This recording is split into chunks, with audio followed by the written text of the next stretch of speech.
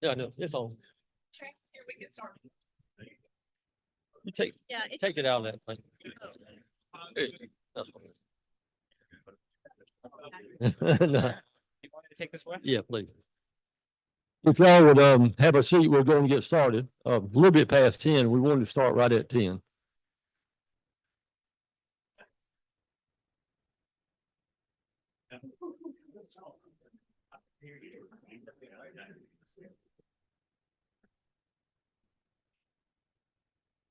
Yes, sir.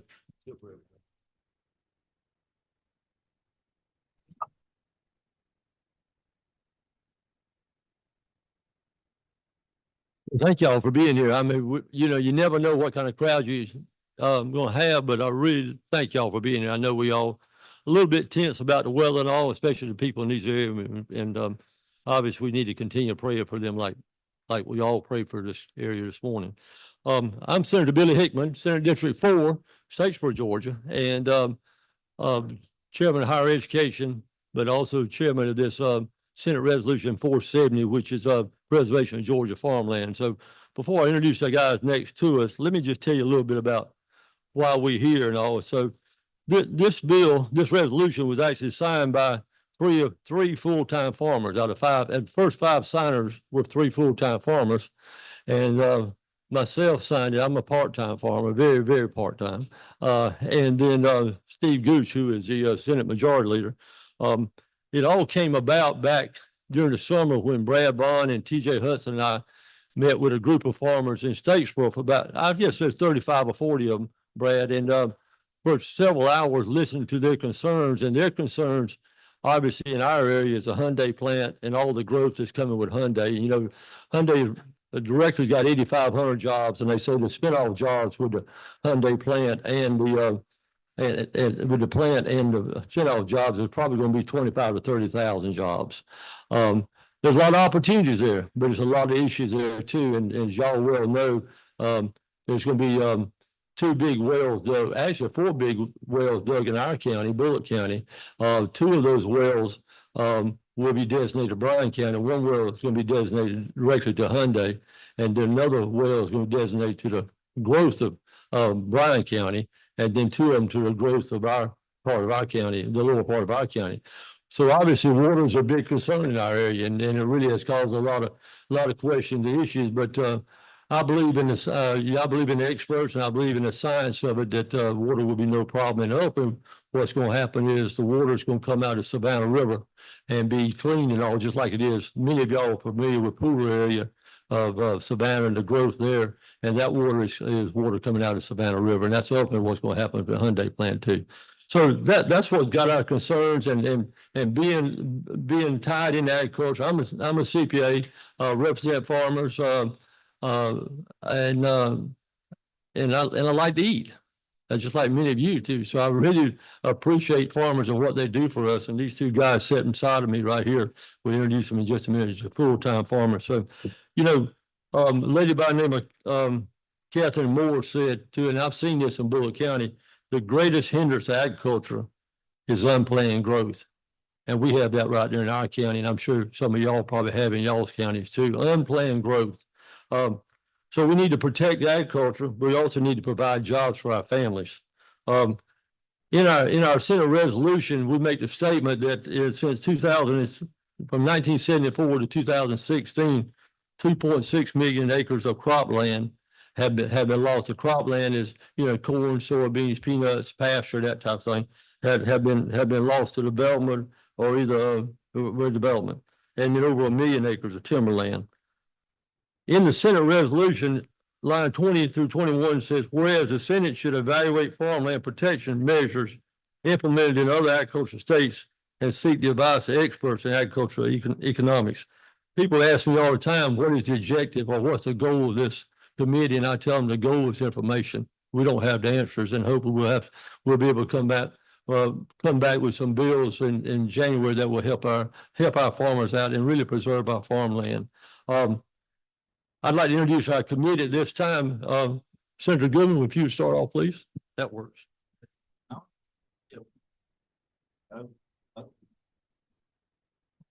There we go. Well, good deal, Mr. Chairman. Well, thank you. Thank you for your leadership on this issue. It's great to be in Moultrie. I appreciate you, bringing the study committee to South Georgia, to my roommate, Sam Watson's district. Sam, is it true that, this is what Sam tells me now. Y'all tell me is the word Colquitt, is that really an old Cherokee Indian word for land of great state senator? Is that true? Yeah. It is. But no, it's an honor to be here. Like the chairman said, I'm a seventh generation South Georgia farmer. I'm a blueberry farmer.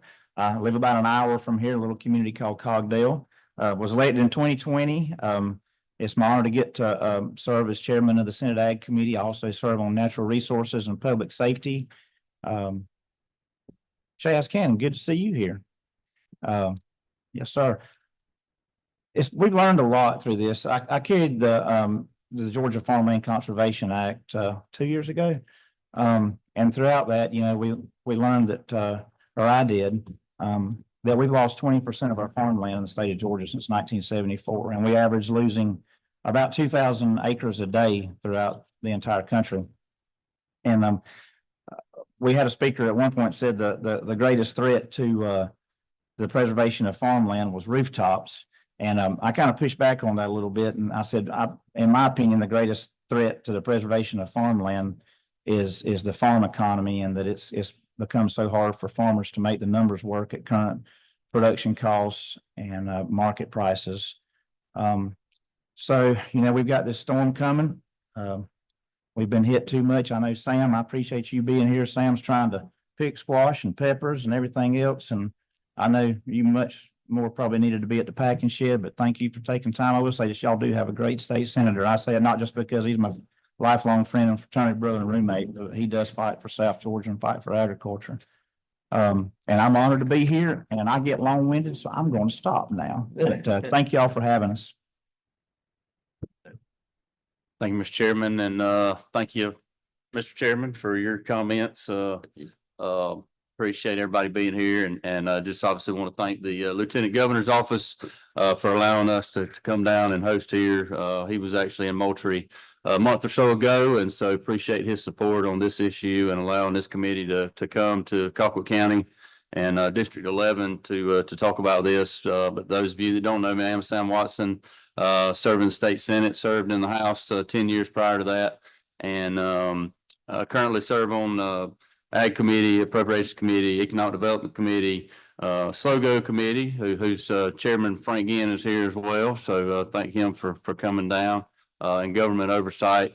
And it's, of course, Chaz has already been mentioned. It's good to have Chaz, who actually took my place in the House. So appreciate what he does. And he's pretty busy right now as he in his real job in real life as the county administrator here. So they're pretty busy right now as well. So I appreciate him being here. And I know I saw Joe Campbell as well over from Mitchell County, who came to join us as well, and has been a great partner over the years to work with. Appreciate what he does.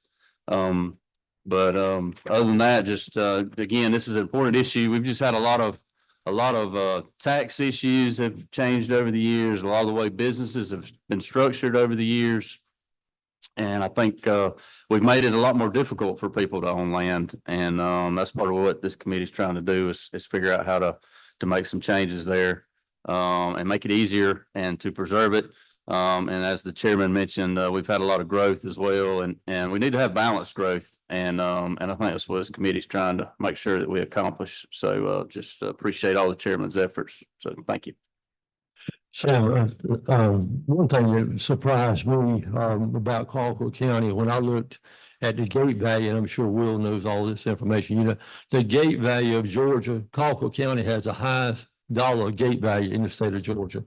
I think the last numbers I saw was about 320, 30, $40 million. I thought Boyle County was high. I think ours about 180 million. Y'all almost twice. So it's really important. And so obviously we love to eat. But let me tell you who else is on this committee that could not be here. Senator Jason Abatarde, Senator Brandon Beach, Senator Jason Estevez, and we think Senator Freddie Powell Simmons will be here. She's from Albany. So Senator, let me mention it. Mr. First of all, I'd like to Mr. thank Paige for being here to help us out. Ashley Thomas, who was my administrative assistant, received a job as a lobbyist about a month ago. So Paige has been very, very kind to us and stepping in. I want to thank you personally for doing that for us. And Sam, if you would at this time introduce let's do the prayer and the pledge and all, okay? Mr. Chairman, just really quickly, this is Jason Estevez. I just wanted to say hello and good morning. Couldn't make it in person. I see you beautiful people, beautiful senators on my screen, and now I really miss the fact that I'm not there this morning. But thank you so much for having me. Jason, thank you, sir. Must be blind. You must be. Thank you, Jason. Jason's a great guy too. As I said, we actually have two Jasons. So Sam, if you would please. All right, if you will, Zach, Nolan's gonna give us an invocation. He's the chaplain of our Y'all please stand. local FFA chapter here in Colquitt County, and so I appreciate the support that that our FFA provides to this community. We have a very active ag chapter, obviously from what you had mentioned earlier. Agriculture is super important here, and Zach, thank you for being here and appreciate your leadership efforts. If you will, pray for us. Dear Lord, we thank you for allowing us to gather here today, Lord. Thank you for allowing safe travels for everyone that come from all across Georgia to be here today to listen to what problems are happening right now in Georgia. Lord, we ask that you bless us through this hurricane, keep us safe, all of Georgia, all of the rest of the United States that may be hit by it. And Lord, we ask for a bountiful harvest this harvest season. In Jesus' name I pray, amen. Zach, would you mind leading us in pledge of allegiance? I pledge allegiance to the flag of the United States of America and to the republic for which it stands, one nation, under God, indivisible, with liberty and justice for all. Don't sit down yet. Joanne's going to lead us singing God Bless America.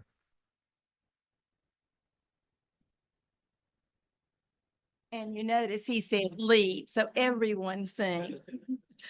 God bless America, land that I love. Stand beside her and guide her through the night with a light from above. From the mountains to the prairies, to the oceans, white with foam. God bless America, my home, sweet home. God bless America, my home, sweet home. Thank you.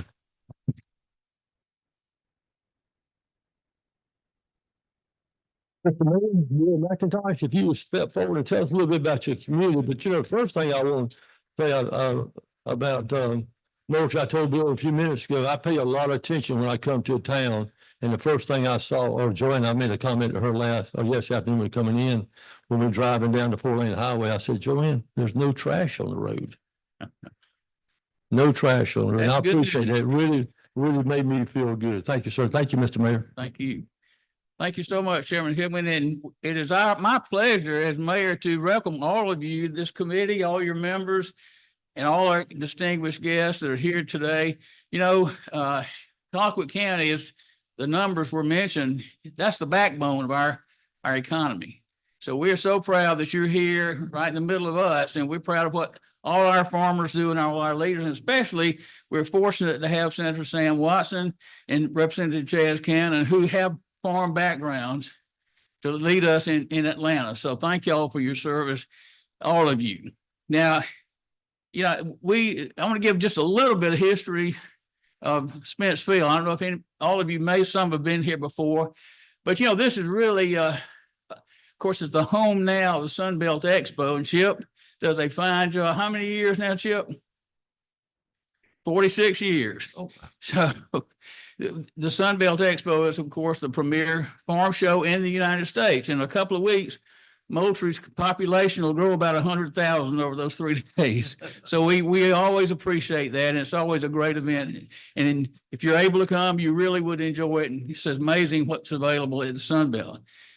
Another thing about Spence Field, historically, this is really hallowed ground. About a year ago, we had a presentation, a community event. Some people, the DAR and a local historian, worked up the history of Spence Field. And it was shocking to me that this had been a training facility for pilots for World War II and later for Korea.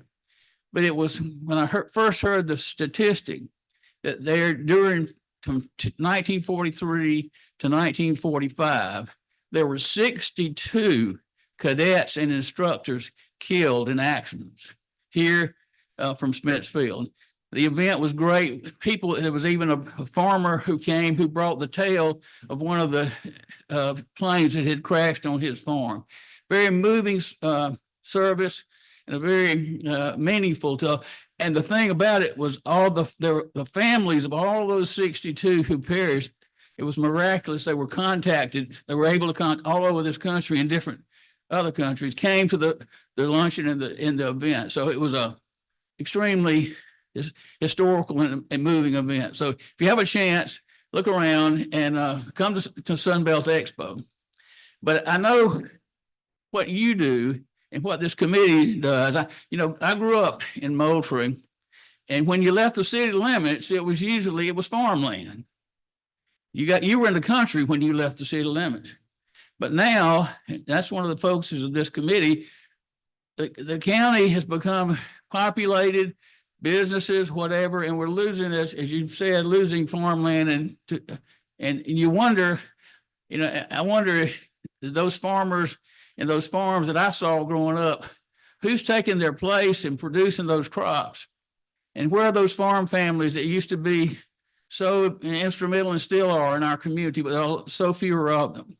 So the work that y'all are about is extremely important, not only to the United States, but to the world.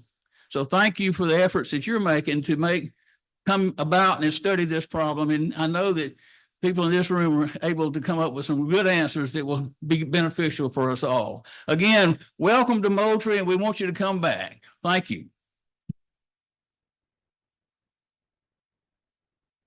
Senator Allison, if you would kind of give us a little firsthand of what the Ag Expo is and what actually happens here. Thank you, Mr. Chairman, and I just want to thank the mayor for being here and welcoming everybody. And definitely need to thank our host today, Chip Blaylock, standing in the back there. He's the director of the Sunbelt Ag Expo that will be coming up on us here 15th, 16th, and 17th. So it's right around the corner. This entire property will be consumed with people and agricultural equipment. And it's just a great opportunity for farmers. Growing up in Moultrie, I just remember as a kid, we shut down the schools and all the kids come to the expo, and it's an opportunity. And it's even more important today because so many kids are so far removed from agriculture that they get an opportunity to come on these grounds during those 3 days to experience agriculture and see actually demos happen out on the grounds here. There's active farm here on the expo. So when they're not expoing those 3 days a week, there's farm field days that go on. They have a tremendous relationship with the University of Georgia. So there's a lot of research that happens on this farm. There's a lot of public private partnerships here within the expo as well. A lot of the pivots and irrigation equipment, the private sector brings a lot of that stuff in and allows the research to be done with that, as well as the equipment that comes on. And it's just a great opportunity for farmers to come here, see something, use it, touch it, feel it, and then decide if they really want to buy it. And I think we all know with the cost of things today, that's becoming more and more important. You want to see it and feel it and touch it and actually drive it and do something with it before you purchase a $1 million machine. So I just appreciate what the expo does here in the community. Not only just from agriculture, but tourism in general. Does a lot to bring tourism to our community with it, just car shows and other random things throughout the year. So thank Chip for for his leadership and his hospitality and hosting us.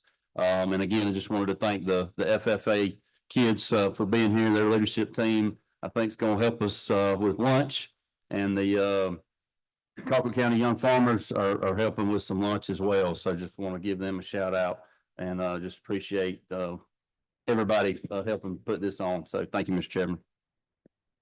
Yeah, well, one thing I did forget about is that, for public comment, we have a sign-up sheet. Oh, right next to Zach, sign-up sheet. So if you would, first come, first serve. So, and we'll allow somewhere between 4 and 5 minutes for each person that signs the sheet. So, please do so, because we'd love to have public comments. Our first speaker today is from the Georgia Milk Producers Association. It's a Bryce Trotter. Bryce, you up. Let me get this right so that everybody can hear me. Thank you so much, Senator Hickman and members of the committee, for doing this work, this important topic during the off session. This is certainly something that's near and dear to our producers' hearts, just like it is for every commodity group. Like you said, my name is Bryce Trotter. I'm the executive director of the Georgia Milk Producers. We're the trade association for dairy farmers here in Georgia. Thank you. How's that? Is that better? That's a lot better. Georgia Milk is the trade association for dairy farmers here in Georgia. We represent 75 family farms in about 31 counties here in the state. The dairy industry in Georgia has a farm gate value of somewhere around $400 million.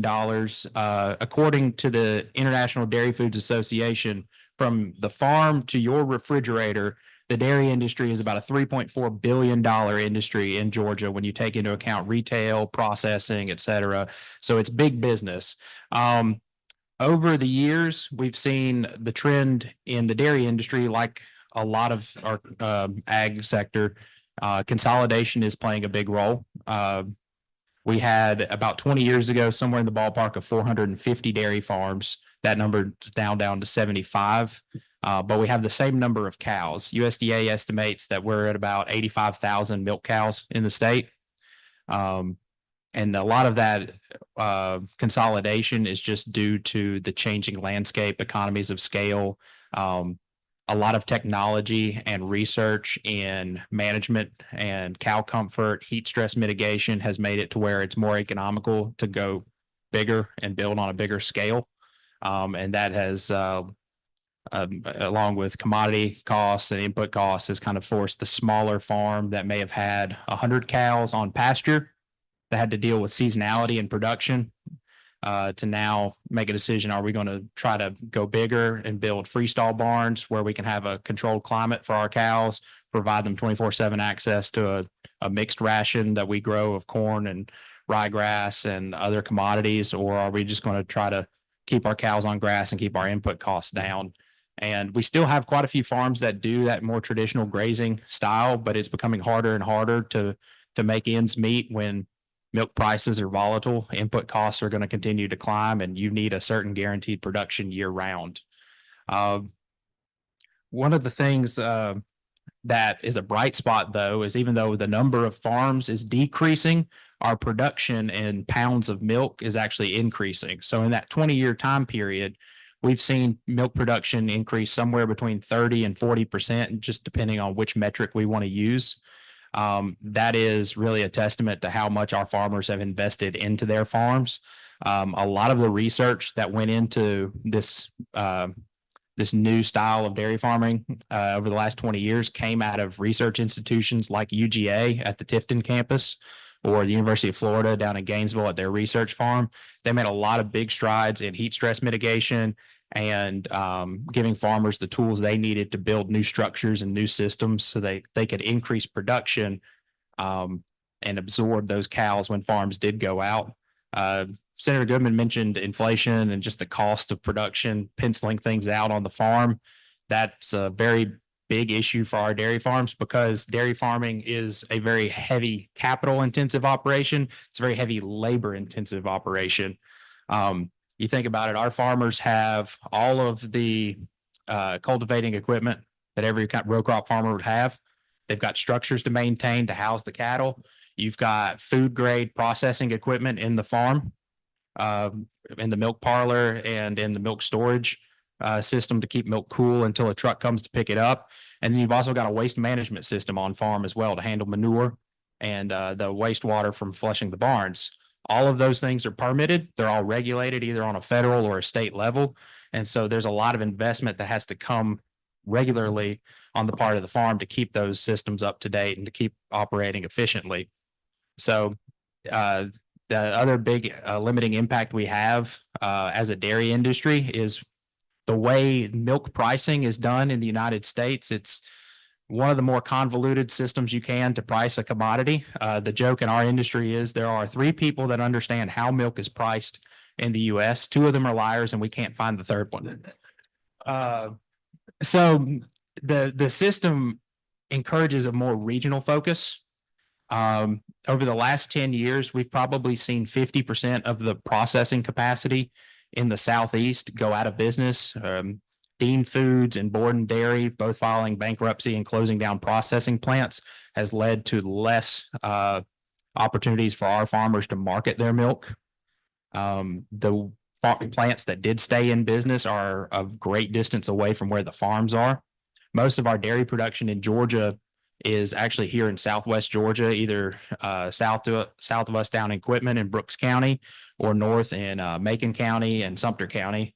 And then we still have pockets over on the east side in Burke and then right outside of Atlanta with Morgan and Putnam. There's 2 plants, Kroger and a Publix milk plant in the Atlanta area that are able to help service those plants or those farms on the northern side of the state. But if you're in the southwest part of the state where we've got the most cropland, where we've got the best land to apply manure as fertilizer and grow corn silage, you're shipping your milk hundreds of miles either to Central Florida or all the way back up to Atlanta, or some cases Athens, Tennessee, or Spartanburg, South Carolina. So that cost of transportation is borne by the farmer and his milk co-op. And when you have less and less opportunities to market your milk, that lack of competition is going to suppress milk prices. So we're fortunate that there is the largest fluid milk processing plant in the country is coming online in Valdosta next year with Walmart. It'll be the largest plant in the country until Walmart builds their next one in Texas in 2026. But that's going to be a huge boost for our local farmers. But at the end of the day, we're just taking gallons of milk that are already going from these existing plants and going into Walmart stores, and we're consolidating them in Valdosta.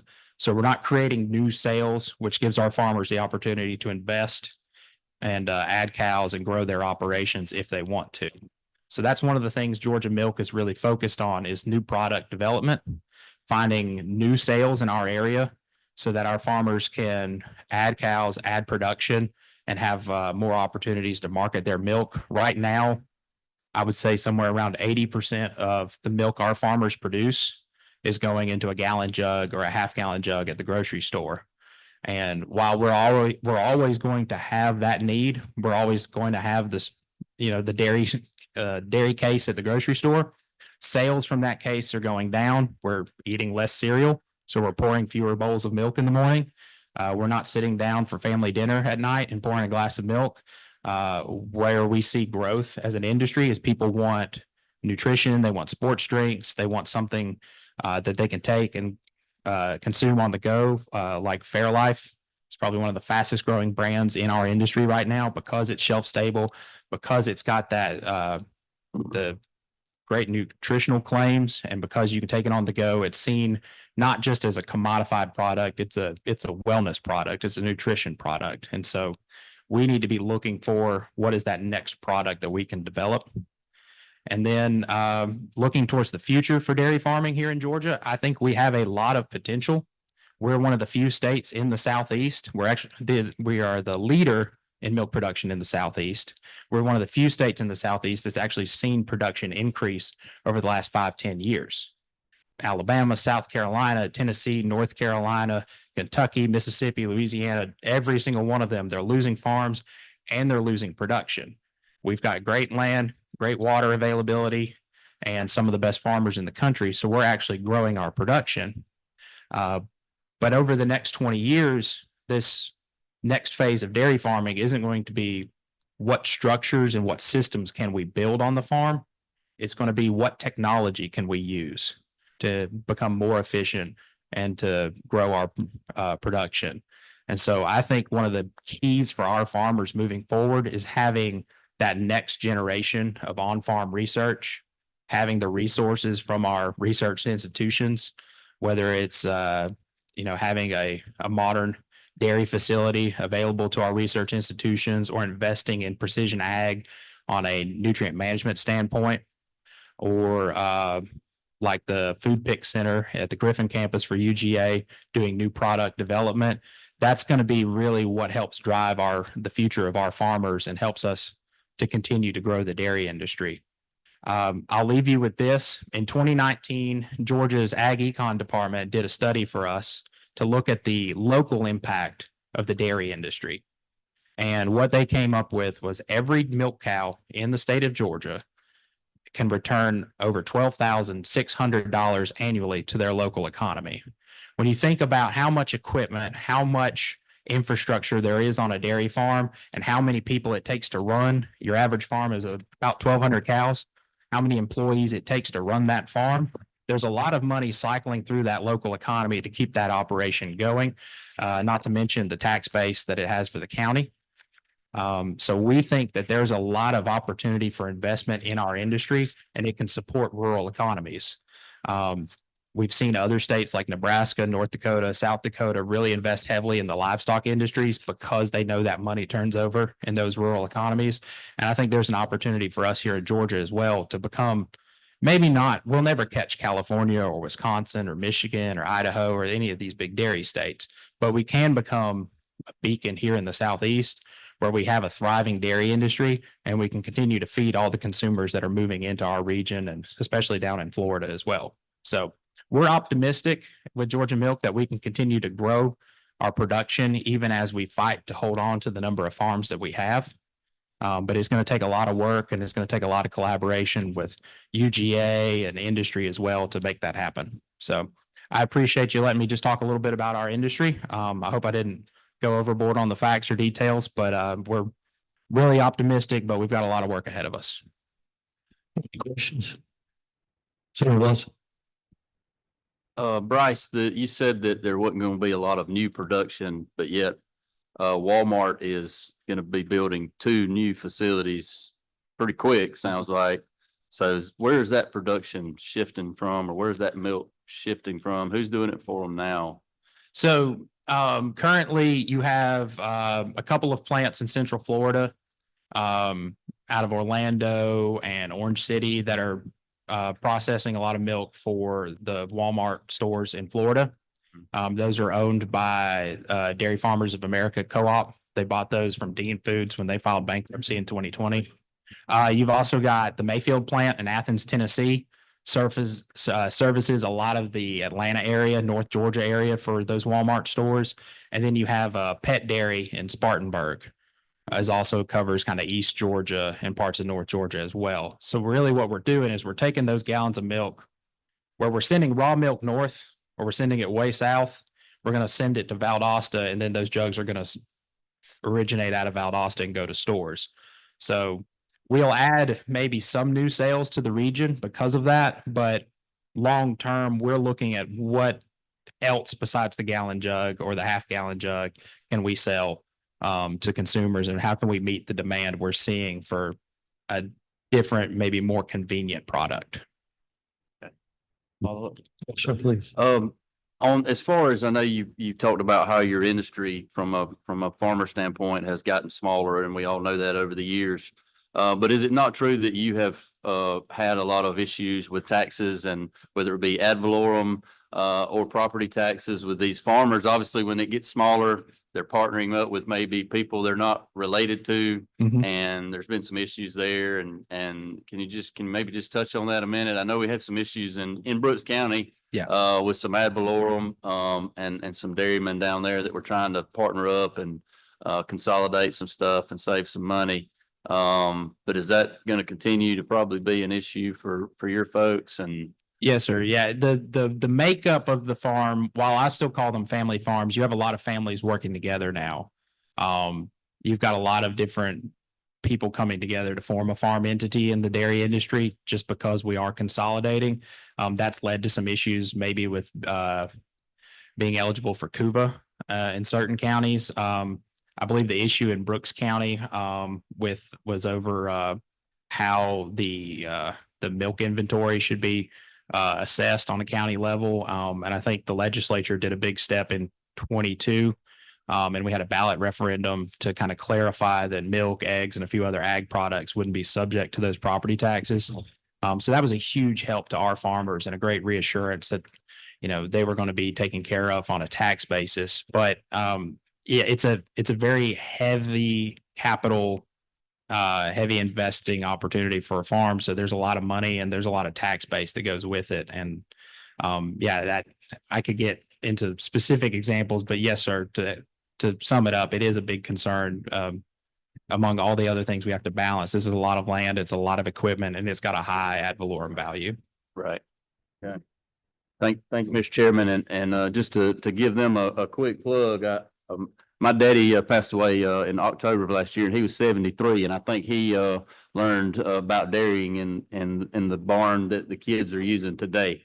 So I think they really do need a new facility there, just to give them a plug. And he mentioned technology and research, so it'd be great to see some resources there. So thank you.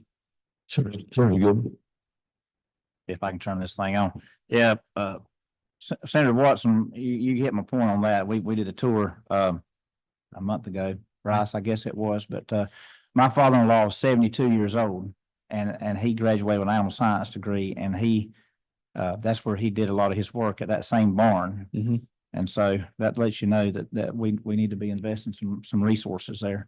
I just had two quick questions. One, the farmer's share of the consumer milk dollar, where is that at now compared to 40 years ago?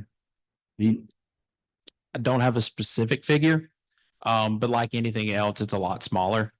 When you think about how most of our milk is marketed here in the Southeast, because it's going to more commodified product, a whole, like a gallon of whole milk at one store is the same as a gallon of milk, whole milk at another store. That's great. That's helped us, reassure the consumer that you're getting quality across the board, but there's not a lot of value to the farmer in that commodified product. It's when you're able to do something else with the milk to provide additional benefit to the consumer, that's when you're going to get more of that dollar.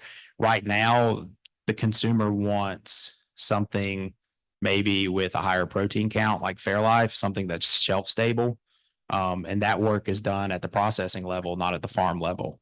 So that value, that added value, is being passed on maybe to the processor where there is added value, and it's not working its way down to the farmer. So we have a few farms here in Georgia that do process their own milk. Mountain Fresh Creamery in Hall County, Rock House Creamery out of Covington. I know a lot of you know Keith Kelly and their family. You've got Southern Swiss Dairy in Burke County, Hobo Cheese in Catoosa County, and I'm sure I'm forgetting some, and I'll hear about it. But we do have some small family brands that are doing quite well in their local areas, and they are getting a higher share of that dollar, but they're also having to charge more for a gallon of milk than what you might be able to just pick up at a Walmart or another grocery store. So they're having to compete with the consumer expectations there. What about in the last 40 or 50 years, the per capita consumption, maybe not of just milk, but of just dairy products? Where are we at in that? Or has it been stable, or has it been declining? So there's two stories there. There's dairy products in general has increased. I want to say last year marked the highest per capita consumption of dairy foods, just the entire category, since 1959. So we're eating a lot of cheese, we're consuming a lot of ice cream, we're using creamers, and we're eating yogurt, and we're eating all these other dairy products, but fluid consumption is continuing to decline, and it's actually dropping quite quickly. We saw a little bit of a bounce during COVID because everyone was at home, so they were eating cereal. They didn't have anything else to do but eat Cheerios in the morning and get on a Zoom call. So that helped bounce a little bit.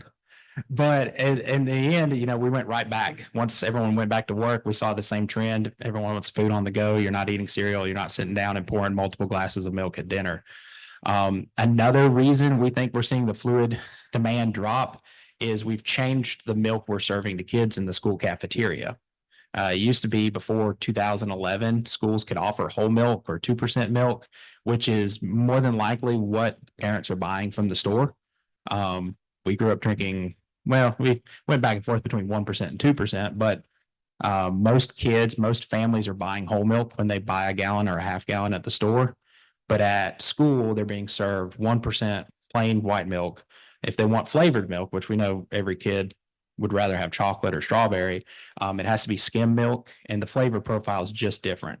So you're not likely to pick up an extra carton of milk if you just don't like the taste. We also have some issues working with schools to try to make sure the milk stays cold, because there's nothing worse than skim milk that's kind of warm. But there's a direct correlation in fluid milk consumption nationwide when the new dietary guidelines went into place for school lunch and school breakfast, and when we started to see a drop off in fluid milk consumption. That's you through? Yes, sir. Okay, good. Great question. Let me ask you just a couple of quick questions. You know, I'm sitting here a little bit ignorant about this thing. Tell me what 2% means as opposed to 1%. When you say 2%, what does that mean? 2% fat as a percentage of the gallon. So when your milk goes to a milk plant, either for Publix or Kroger or Walmart, doesn't matter. What they'll do is they'll skim the fat off the top. You know, milk has what we call a skim, which is your fluid, and then the cream or fat. They'll skim that off and then pasteurize. And then as they homogenize it, which is breaking down the fat globules so that it's a consistent product, you don't have cream rising to the top of the jug, they'll add back in as a percentage of volume that cream. So 2% is 2% cream, 1% is 1%, but whole is not whole fat, is actually 3.25 to 4.5. So when you think about whole milk, it's really 3% fat. So, but it's just a percentage of volume. And that's where a lot of the flavor profile comes from, and a lot of those added nutrients as well. Yeah, a lot of us been talking about different types of industries that would be tied into agriculture, and you mentioned the Walmart, you know, in Valdosta. Tell us a little bit about what's going on over there, jobs being created, the investment about Walmart, that type of thing. Yeah, I believe I think the investment in the plant is going to be something like a $350 million investment there. Senator Goodman might know the facts just as good as I do. Yeah. Couple hundred jobs. They're going to have a lot of truck drivers based out of that facility that are going to deliver to their stores. A milk plant is a massive investment. It is, especially when you consider they're going to try to service 65, 70 million customers in the Southeast out of one location in Valdosta. So there's a lot of equipment that goes into that. It has to run every day. That's something I didn't mention, but you know, we don't have a growing season. The cows have to be milked 2 or 3 times a day, 365 days a year, which means that plant has to stay open nearly 365 days a year to keep the milk moving and to keep the store shelves stocked. So when you get a milk plant in your community, it is a big investment to the local area. Just want to ask one more question. You said that we've got basically the same amount of cows, but we have less dairies. And I've read somewhere, and you correct me if I'm wrong, but we've lost like 80% of our dairies since 1982. Sounds right. Yes, sir. So our dairies have gotten a lot larger. And so there's a lot of talk out there about large farms and, you know, this kind of thing. But could you just inform us about the reasons why that's been? Is it regulatory? Is it economies of scale? Is it price point? What's happened in the last 40 years that's caused us to lose 80% of our dairies, but still have the same amount of cows? Because I know these guys, you know, most of them don't want to be having to be milking 10,000 cows. You know what I'm saying? Yeah, it's economies of scale. I don't know. I don't know what percentage to assign to it, but it's primarily almost entirely economies of scale. It's become harder to feed cattle and purchase the feed that you need to keep a dairy farm going. You have to grow more and more. If most of our large farms are growing all of their feed stocks and maybe purchasing some additional byproducts like cottonseed or soybean hulls or before citrus greening was a thing. We got a lot of citrus pulp and pellets out of Florida, things that we can upcycle as part of that ration. But primarily corn silage, ryegrass, sorghum, triticale. These are things we're growing on farm. You got to have a land base to do that. It costs a lot of money to buy land. Also, the equipment that you need to use from economies of scale standpoint, it makes more sense to put in a bigger parlor and build a bigger barn and just add cows to it. There's a certain price point where going small, it makes it a little bit more difficult to cash flow the business. And then from a marketing standpoint, if it becomes harder and harder for your co-op, if you are a member of a co-op, which all but a handful of our farms are now, it's a lot harder for them to market your milk if they're having to make multiple stops on a route to pick up partial loads from several farms.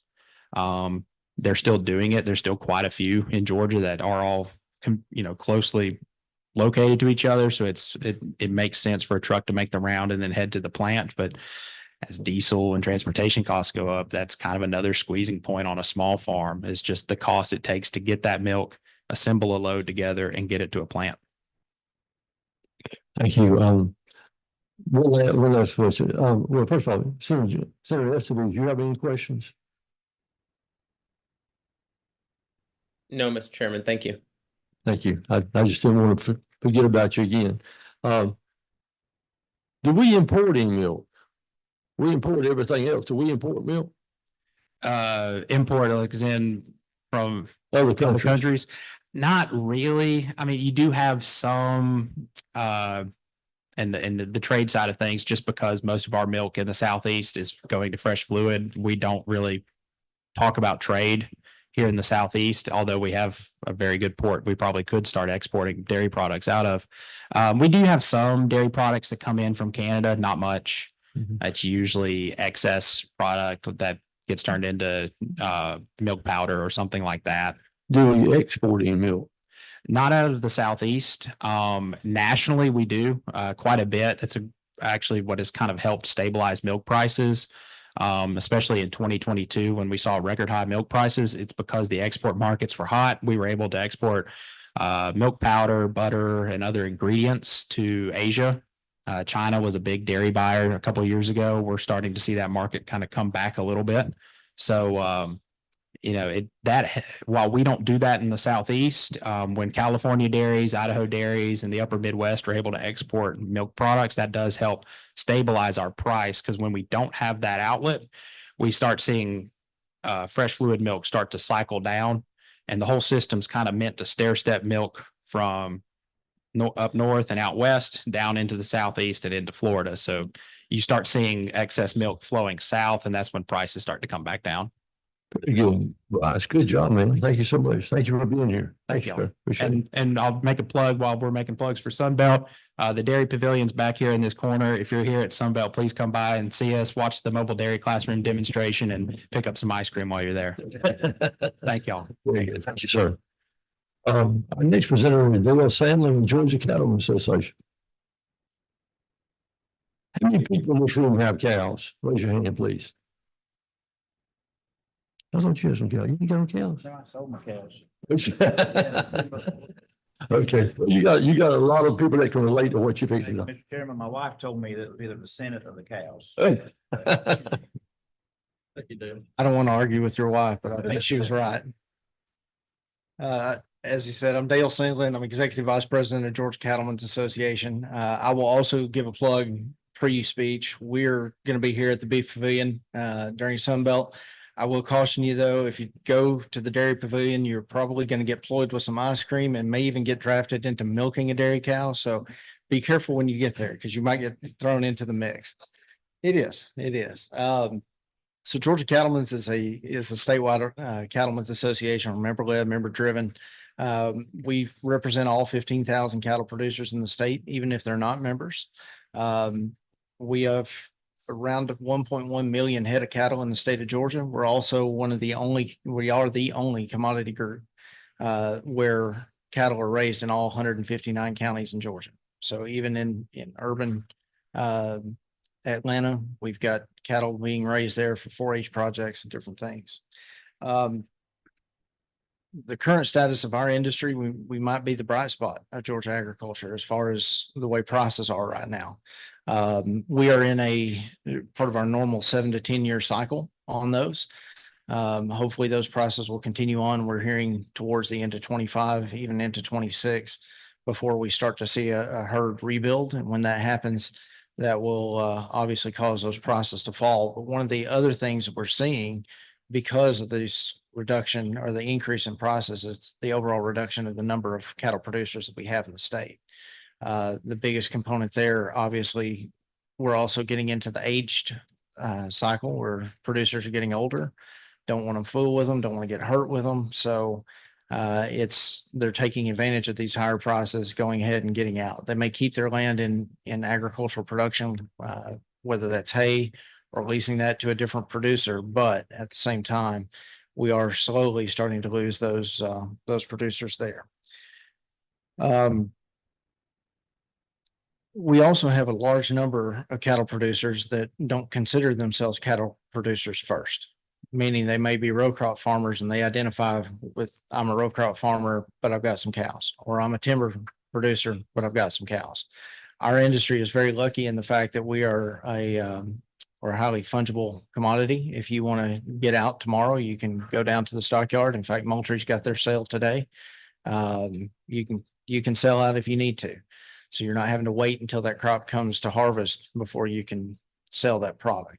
But at the same time, one of the things that we're watching, especially as these higher prices get going, is at some point there will be a tipping point to where the consumer cannot afford to buy our product anymore.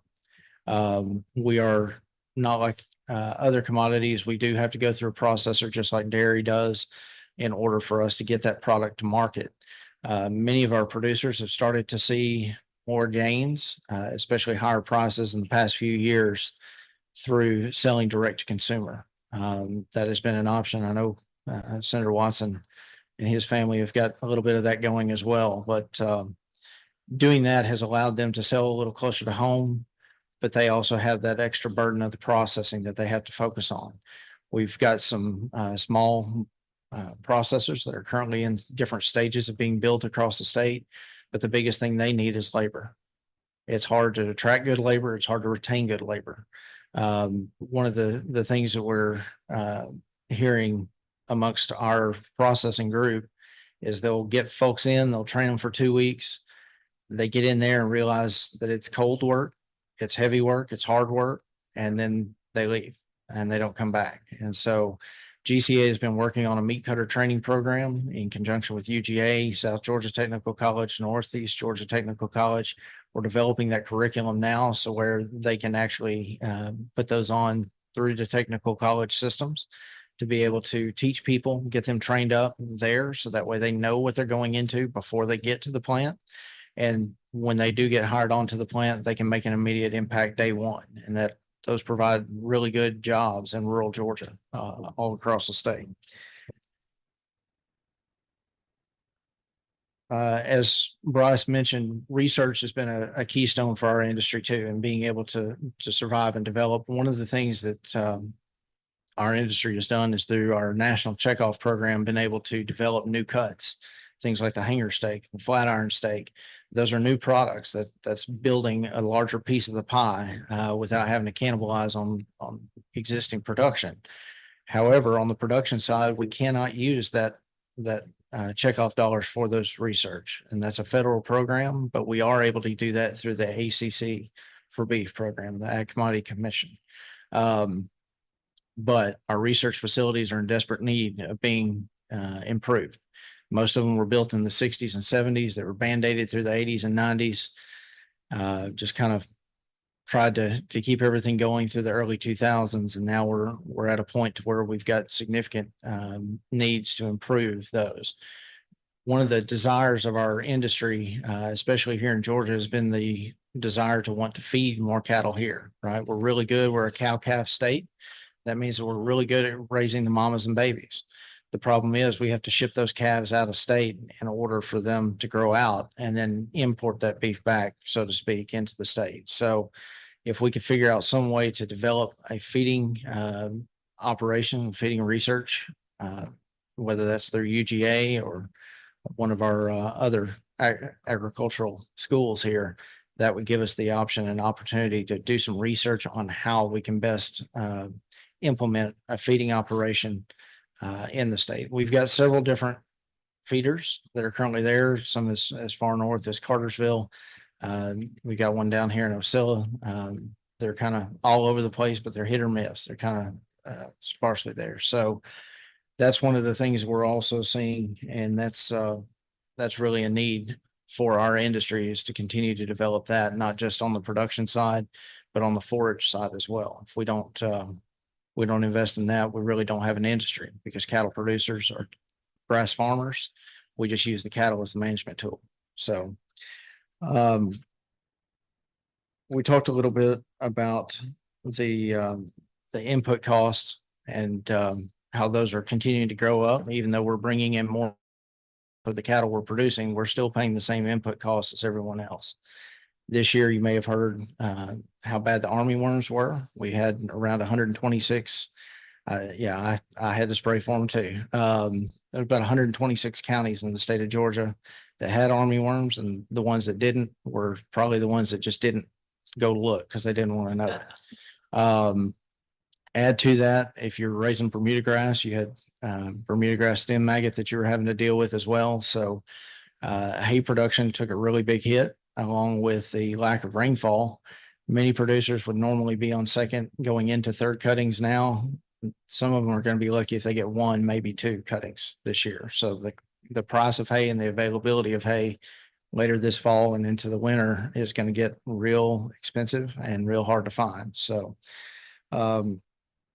but just want to touch a little bit on some of the things that we're working on from a state level. GCA also focuses on the federal side, but we'll start with the state. We appreciate all the efforts that both the Senate and the House put into addressing the navigability of water. That's a crucial impact for agriculture, as you all know. Without having the removal of the public trust doctrine in last year's navigability bill, we wouldn't have the assurance that we do. So we appreciate that being done. In addition to that, we're also going to be looking at truck weights. 2 years ago, we passed the expansion of the truck weights to put us on par with the rest of the surrounding states.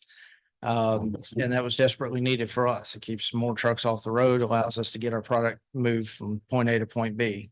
For us, it's not so much on the cattle side of hauling. It has more to do with the grain, the feed, the equipment that our industry uses. So, and then the last thing that we're looking at doing on the state side is expanding rural vets. That continues to be an issue for our industry, having rural veterinarians that our producers can call and also use for the needed services there, whether you're preg checking or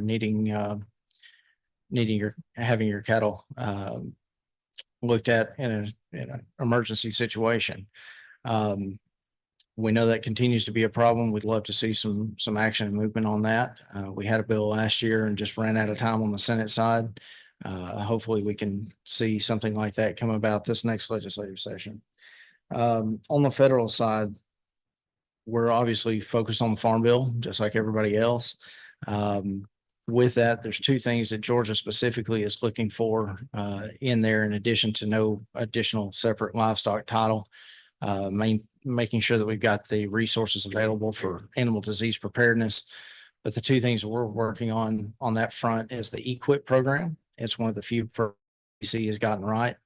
It's highly in demand. There's not enough money in it. And so addressing that, and one of the things we'd like to see is putting the producer in the driver's seat. So on the EQIP program, they're able to pay for cross fencing and water delivery inside of your operation, but they do not consider any of the perimeter. Our ask is that let's at least give the producer the option of partial payment on the perimeter fences, because no matter how good your interior fences are, if the perimeter can't hold them in, it's a waste of time and money. So the other item on that is feral swine eradication.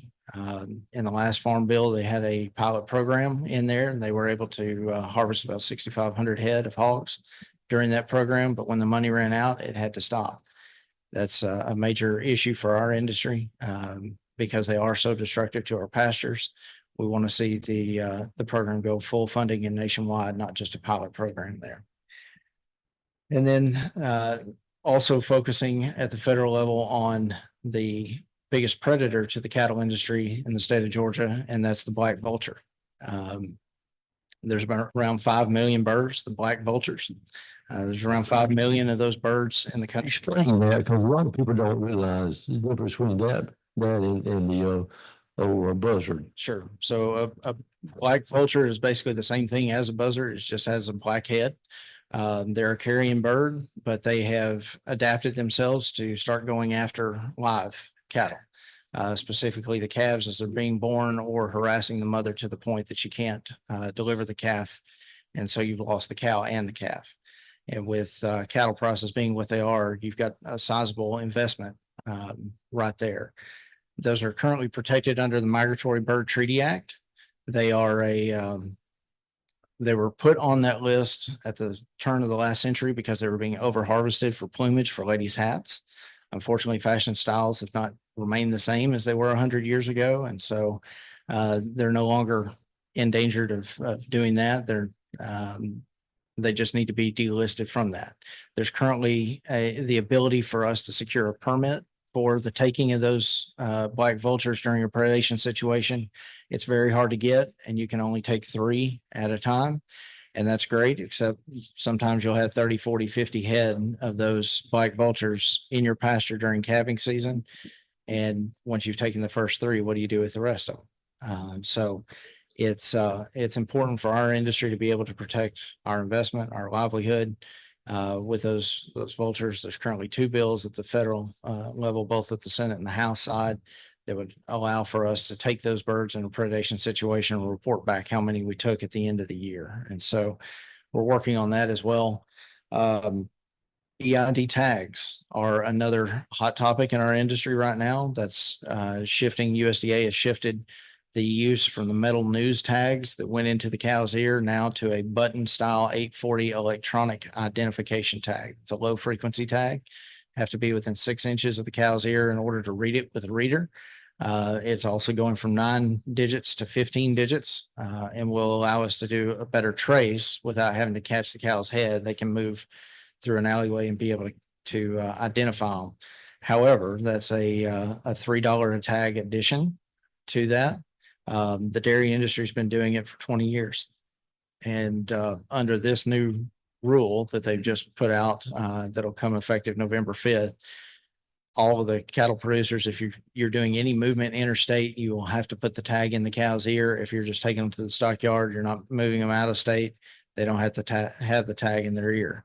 But all beef on dairy cross cattle are also having to be required to be tagged.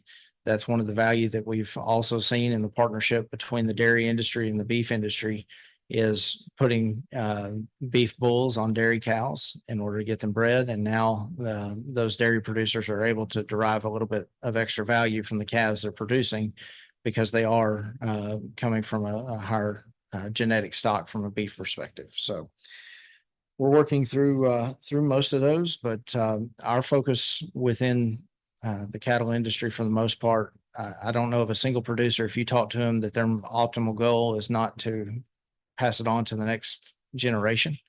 And a lot of producers are not able to do that because either their children don't want to come back to the family farm, and those of them that do can't be sustained with just a cattle operation on itself. So add to that the high cost and high barrier to entry for those young folks, and it gets to be real questionable. So we're doing everything we can to make sure that we're developing programs and projects for the next generation to be able to get interested in the cattle industry. But the next 20 years is going to be very interesting for our industry moving forward. So with that, I'll take any questions that you might have. There was. Thank you, Mr. Chairman. On the research side, forage specialist, how many forage specialists do we have for the state of Georgia? Well, to my knowledge, there's 2 that I go to. Obviously, you have Dr. Lisa Baxter, who's over in crop and soil sciences. And then you have Dr. Jennifer Johnson Tucker, who's over in animal and dairy science. So with the loss of Dennis Hancock a few years ago, to my knowledge, they did not rehire that position. They did not also designate that position. So, but those two ladies are the ones that I go to and send any of our producers to if they have questions or problems. Wouldn't that be a pretty important position if we want to try to expand from a feedlot type environment and be able to keep cattle fed better through Yeah, all months of the year? absolutely. I mean, just from the not just from the standpoint of feeding the cattle out, but to address pasture problems. We've all Mhm. dealt with lower rainfall. We're all needing higher yields on our grass. And having the expertise is critical for our future. Yeah, I've got smut grass real bad and there's nothing out there to help me or anybody that's been able to help me. So, Yeah. and second question, and this may be hard to answer, but I know we've got a speaker coming up about alternative solar sites. And typically pasture land is somewhat usually on lower quality land. But to the best of my memory, you know, as I travel the state, I have not seen a lot of cow pastures that have been turned into solar. It's all been cultivated, you know, farmland and timberland. And I know it's a loaded question, but I guess I just started thinking about it. You know, it's a lower quality land and that's why it's in pasture. In a lot of cases, I know it in my farm, that's, you know, we try to put vegetables on the good land and put cows on the, you know, quasi, you know, land. But do you have any input on that? Have you seen some pasture land where cows have just been sold off and put in solar, or is that just mainly been, are we sticking to the flat farmland? Yeah. And you know, most pastures kind of roll a little bit, but I don't know if you got anything to add to Yeah, from that. an anecdotal standpoint, I haven't seen much pasture land be turned into that. However, what we are seeing is more urban encroachment and more taking advantage of that land and that location in order to do that. To your point, solar does provide a resource for us, but at the same time, it's easier to take that land that's in crop production or because all the work's already been done, right? You've already cleared it off, you've cleaned it off, you've done all that. So, you know, from our industry standpoint, we haven't had to deal with much of that here. I have dealt with that in other states, in which I've worked. So I can address that at a later time. Thank you, Mr. Chairman. Quick question on country of origin labeling. Has a state, and this may be a question for Brad from the Lieutenant Governor's office, but as a state, I guess because of the supremacy clause, can we do anything to implement a country of origin standard within our state? Or is that because of the supremacy clause, or do we not have that ability? Regulation, foreign trade, typically refer to Congress. Okay, More complicated question than that. I got you. Let me ask you this. How big of a problem or is it a problem imports from other countries with beef? Yeah, so from the cattle perspective, it depends on when and where and what, right? So if obviously bringing in other products, we're really good at raising grain-fed beef in this country. We import quite a bit of grass-finished beef into the US. From the standpoint of how important is it, when you consider 68% thereabout of all beef sold is ground beef. We're really good at producing fat beef here. We need lean beef in order to create ground beef. And so we actually import trimmings from other countries, whether that's Australia, Brazil, et cetera. And I'm speaking from a national perspective here, but we import those from other sources. Mix that with the trimming from the fat side and do that. Now, the US is also a net exporter of fat trim. So we actually export more fat trim than we do import the grass finished beef in order to create that. So it's not quite as impactful as it is in other commodity groups, but it does play a role in our ability to sell the product that we have. Ground beef is one of the hardest things for us to sell. So Mr. Chairman, so the reason I ask is Senator Watson and I just got back last week from Washington, and when we were meeting with our congressional delegation, you know, we've got a $32 billion trade deficit now on ag products. It was 17 billion last year. And they're projecting it to be 40 billion next year. So we're now importing more food than we export, right? I also wanted to ask you about the consolidation and the processing. Sure. And I'm, you know, full disclosure, this is something that I'm an ag nerd, right? And I read this stuff at night. But the four major beef processors, they process 85% of the beef. Two of them are foreign owned. Their total combined gross revenue is roughly equal to the total tax revenue of 35 American states. Right. Right. And when we think about things getting so consolidated and food security, you know, it's like when we had the baby formula crisis, you remember that? I don't know if those two infants died from that baby formula, that Abbott plant in Michigan. I don't know if the FDA should have shut them down. I don't know if they got them going back. I don't know the answer to any of that, but I know that one plant going down and we're airlifting baby formula in here, you know, which is insane to me. Has we seen that consolidation? Have they kept the plants open throughout the country? Or have they closed down plants and we just now have mega plants? That's something that I worry about. One, what that means to the farmer when you don't have it. So, because every industry we buy from and every industry we sell to, Right, has consolidated so much in the last 40 years. But in terms of the consolidation and the processing and our food security, can you speak to that? yeah. So one thing to keep in mind, so cow-calf producer is at the lowest level of the beef chain, right? So much of the state of Georgia lives in that world. About 95% of our cattle producers here are cow-calf producers. They are selling at the mercy of the next buyer, who's going to be the stocker operator. And so they're building their profit off the margin there. Stocker is going to sell to the feedlot and they will build their margin there. The packer will buy from the feedlot and they will make the margin there. The problem is that circle has not come full circle.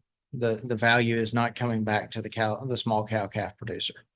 And that's one of the things that we're trying to figure out is how do we bring that value back down? To your point, as far as the national, the four major companies, right? So you've got Cargill, JBS, National Beef, and Tyson that handle most of that. We are starting to see more and more smaller statewide type plants being built. And what that's doing is putting that availability and option closer to home. If we can crack the labor side of that component, that will provide a little bit of a safety net in the event that we have an issue like we saw in the milk plant for the baby formula. But it does remain a concern for our industry in order to look at long-term success.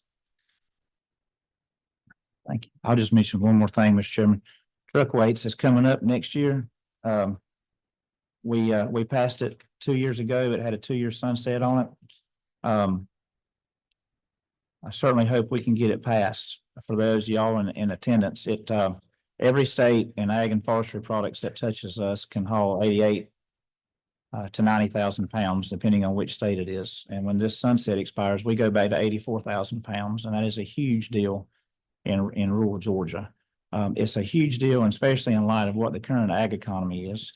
I know beef is a bit of a bright spot in the ag industry, but if you look at Iowa State's break-even cost on corn, it's $5.11 a bushel, and right now corn's about $4 a bushel. And you take that on 200 bushel corn at 94 million acres, rural America's about to absorb a $20 billion loss on corn this winter.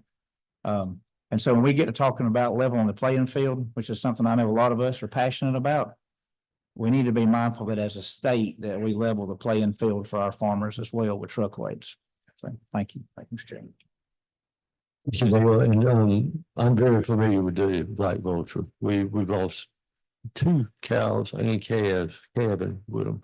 And it happened during daytime. And those things are not scared of you.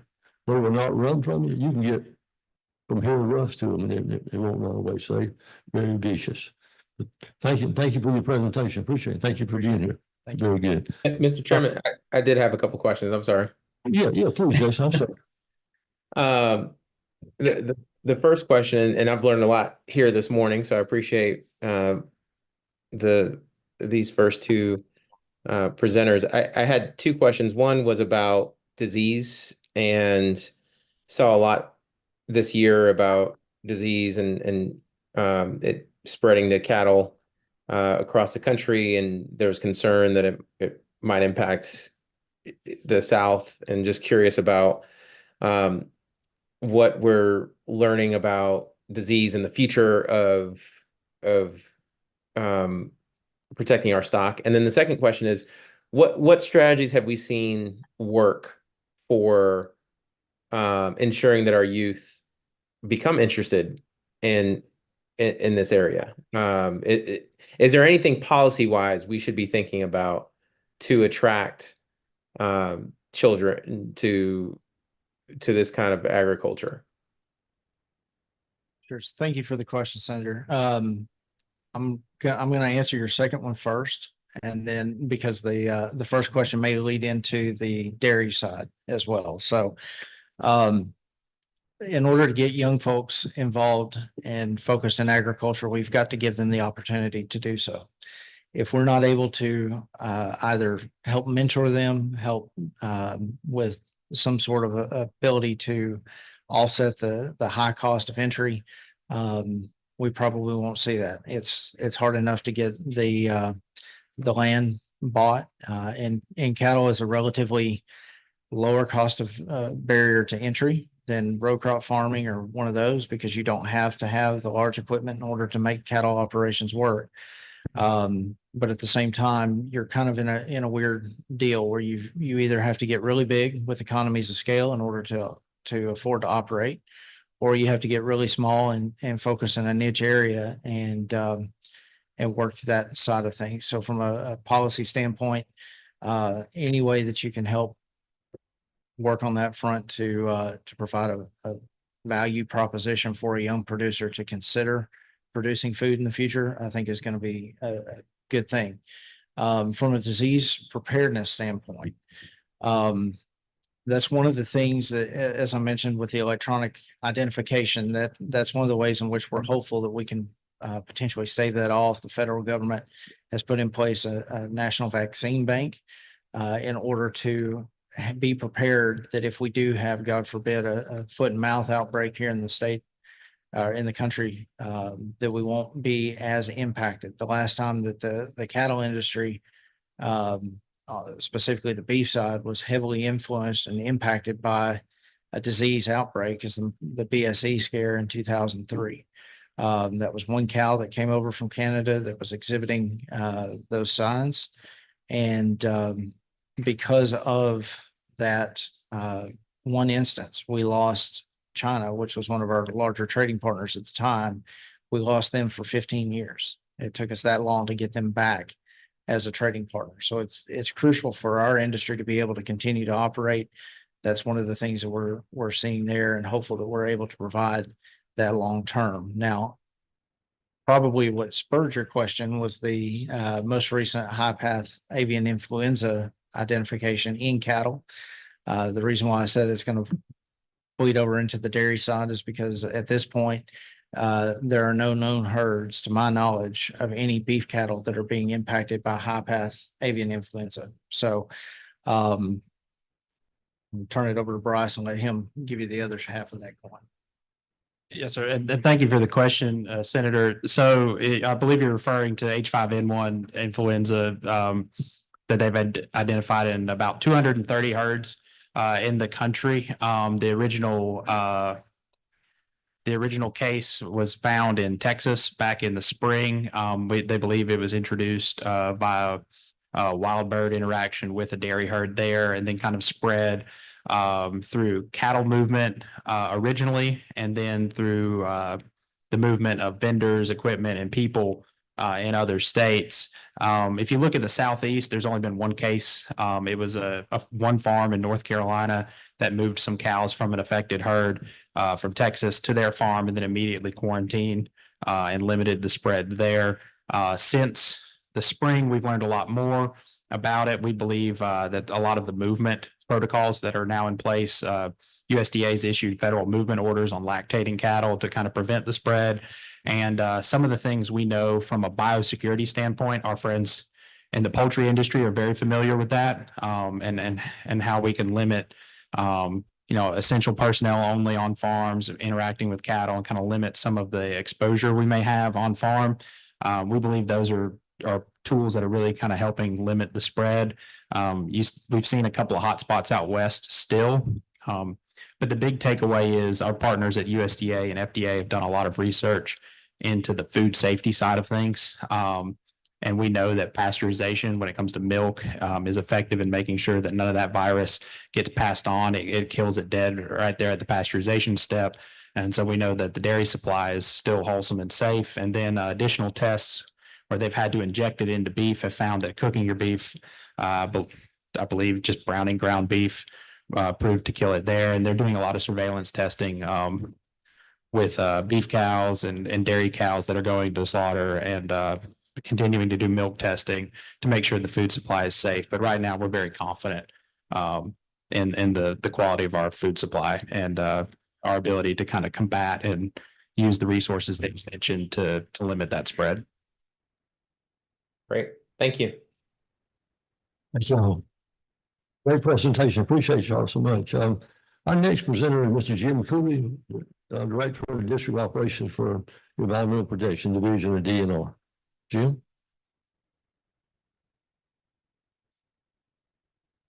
Jim's the only one with a tie on today. Sorry. Oh, I'm sorry. Somebody sent it people.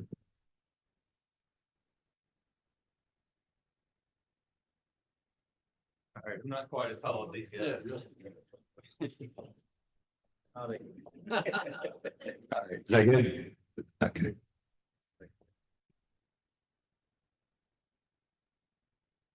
All right. Mr. Chairman, members of the committee, thanks for having me here today. I want to start my presentation off by just letting you know that I like to eat as well. And I really like blueberries and I really like vegetables. So Appreciate it. I ate a lot of blueberries. But today I want to talk to y'all a little bit about alternatives for solar siting. I want to start this off by just saying that, this is just intended to introduce you to options other than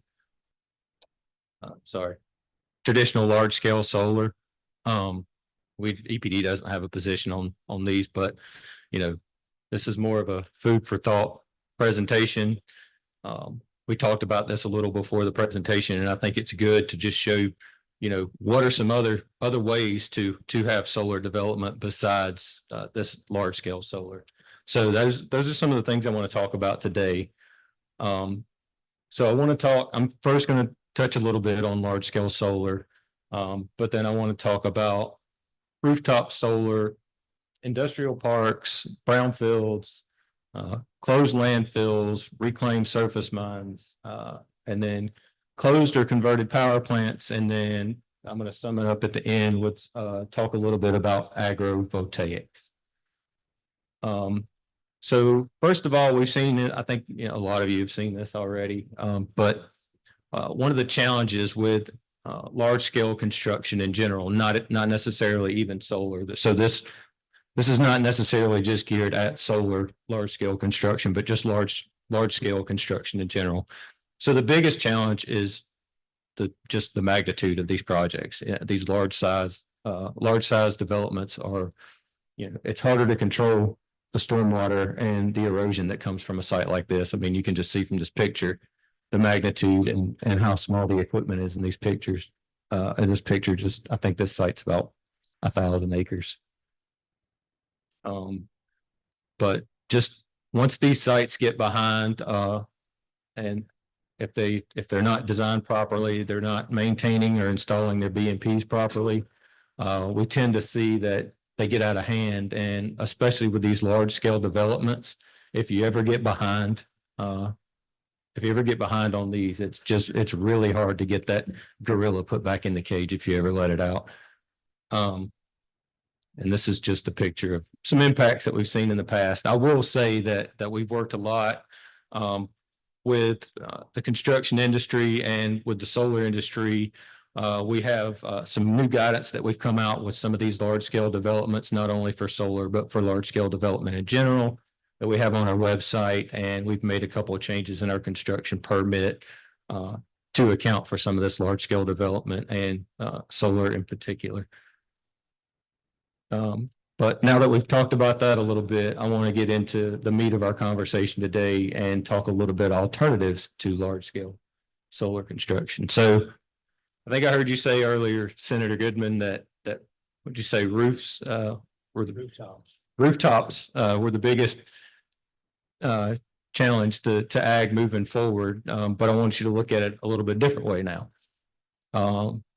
So this picture, I think, just kind of illustrates, you know, if you think about what people call solar farms or, you know, solar projects in general, you take these large scale, they take, you know, they just take land, they clear it, they put poles in the ground and they put solar panels, you know, as far as the eye can see. But, you know, as you can see here, you still have trees, you still have houses, but essentially it works the same way.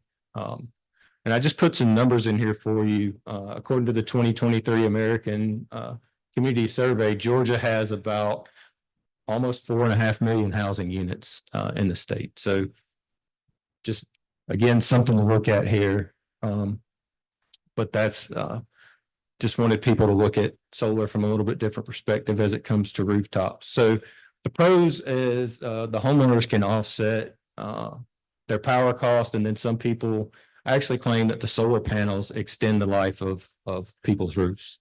The cons are, from what I've researched, is not all insurance companies will cover a house with solar panels on it, and not all houses are positioned for adequate sun exposure to get the benefit of actually having solar panels. You know, whether people have trees in their yard, whatever the case may be, their roof's not facing the right direction, but not all houses are set up properly for this. The next thing, I want to hit on one thing real quick that I thought was interesting. I was reading an article in Southern Australia. Rooftop solar has gotten really big, people putting on their houses. And they actually have a problem, and I would say it's a good problem to have, but they're producing so much power from rooftop solar that they're having to figure out how to deal with no demand on the power grid, because there's so much power being produced from these rooftops that the power companies are having to figure out how to turn down power production at the power plant to deal with the fact that there's absolutely no demand on the system. So I thought that was really interesting. And again, it's still, you're always going to have that, you're always going to need the power company, but it's an interesting challenge in my mind to think about that. Now you've got the power company saying, wait, you're producing too much power with solar. So I thought it was really interesting.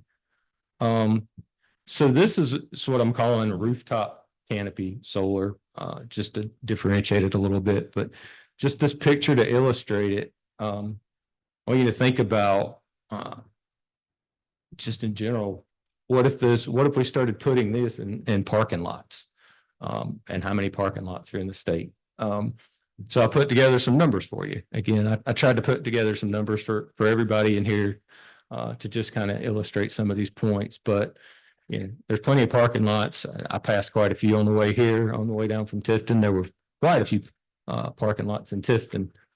But I found this interesting that 25% of downtown Atlanta is dedicated to parking.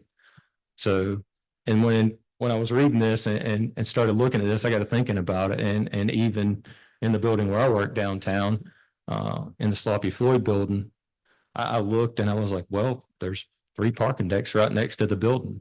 There's the Butler deck, the Hackney deck, and the parking deck at Grady. So I was like, that's interesting. Again, it's just this is just food for thought, but I thought that was really interesting. And just, I've got some numbers here on different stores that I put together. And I didn't name them all.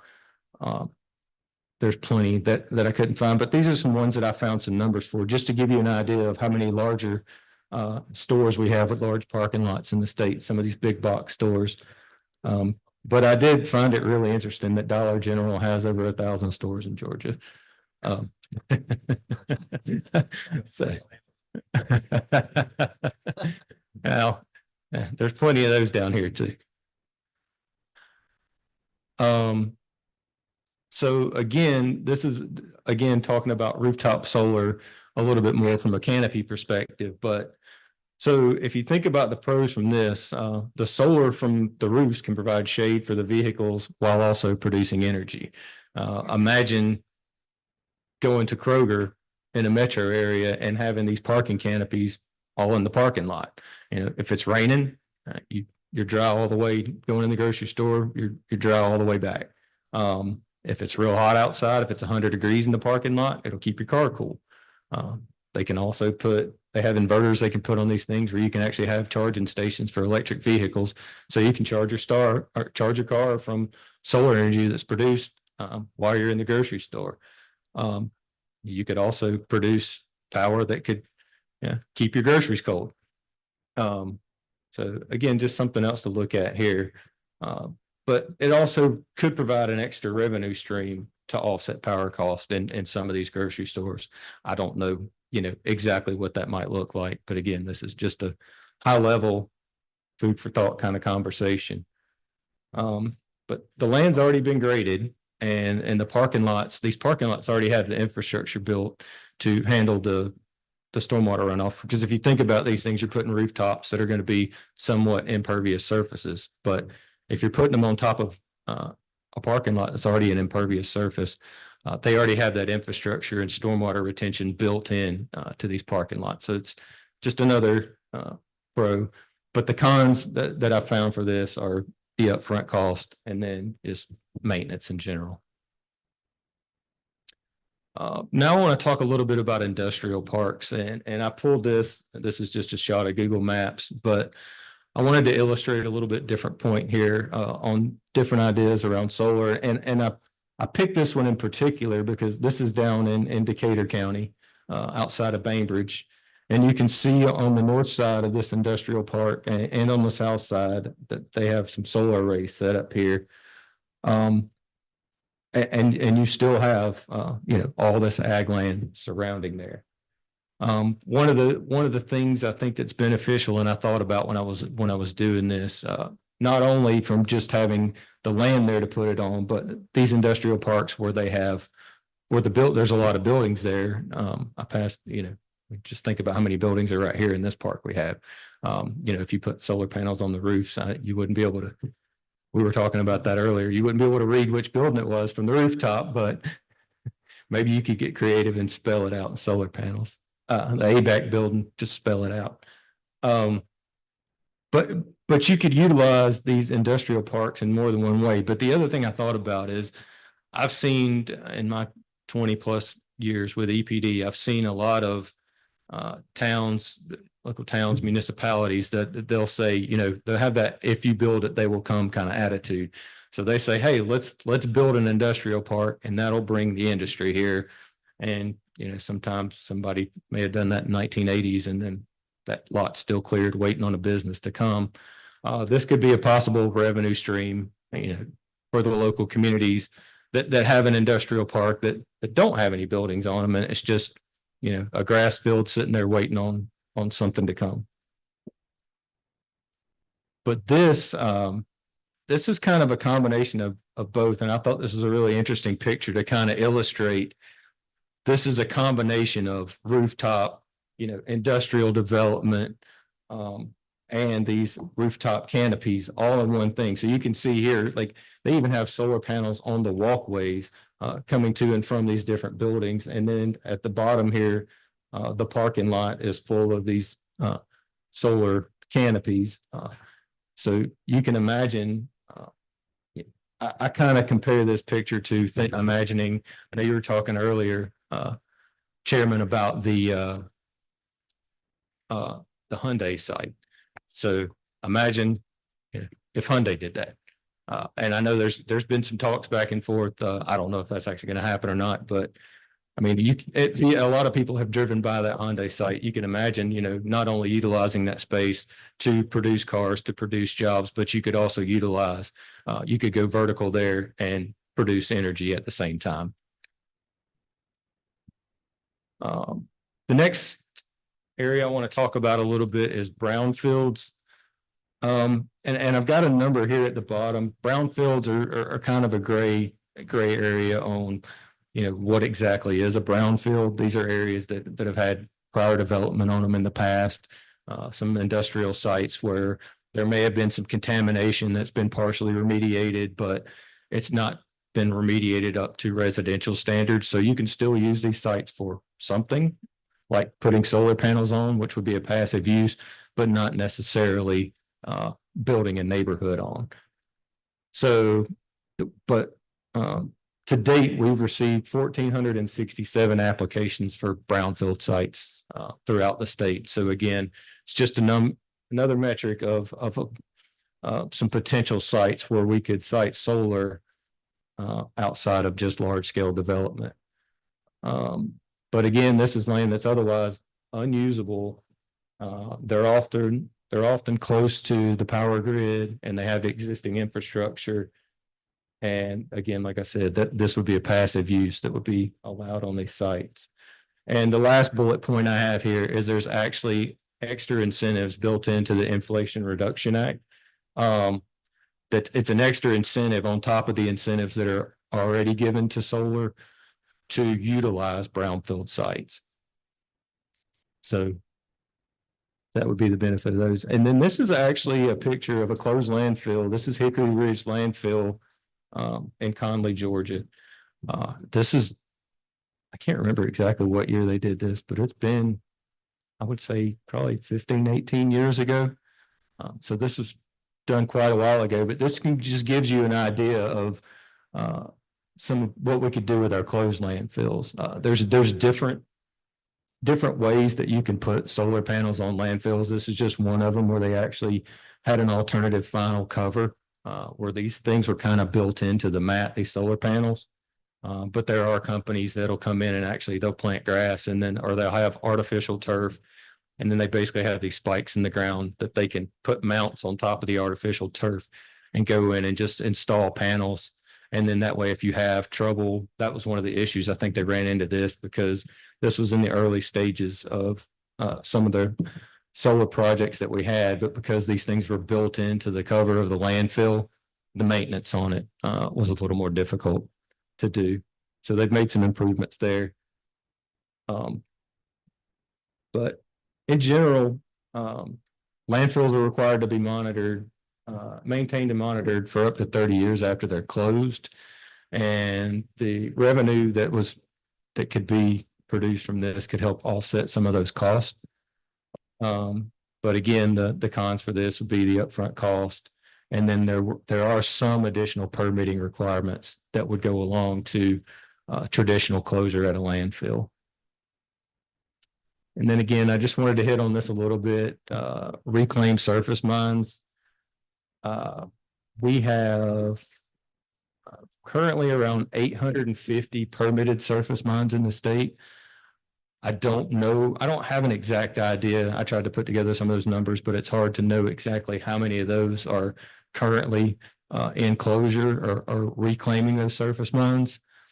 But this just gives you an idea of potential sites in the future that could be used once these surface mines are reclaimed and put back into land that could potentially be used for something. Essentially, once these holes are filled in or filled into the best of their ability and grass is reestablished on them, they could go in and put solar panels at some of these sites throughout the state.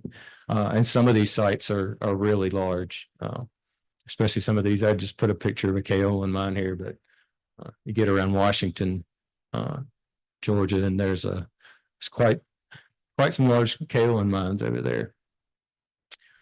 And again, going to our next step here, closed or converted coal power plants. Actually, we have a representative from Georgia Power here today. But they're currently installing solar panels at Plant McIntosh and in the areas where they cleaned up the coal combustion residuals where they were once stored. And they're currently looking at projects on similar power plants in the state.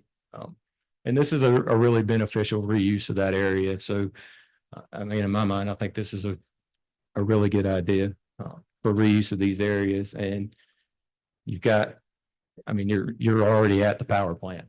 So.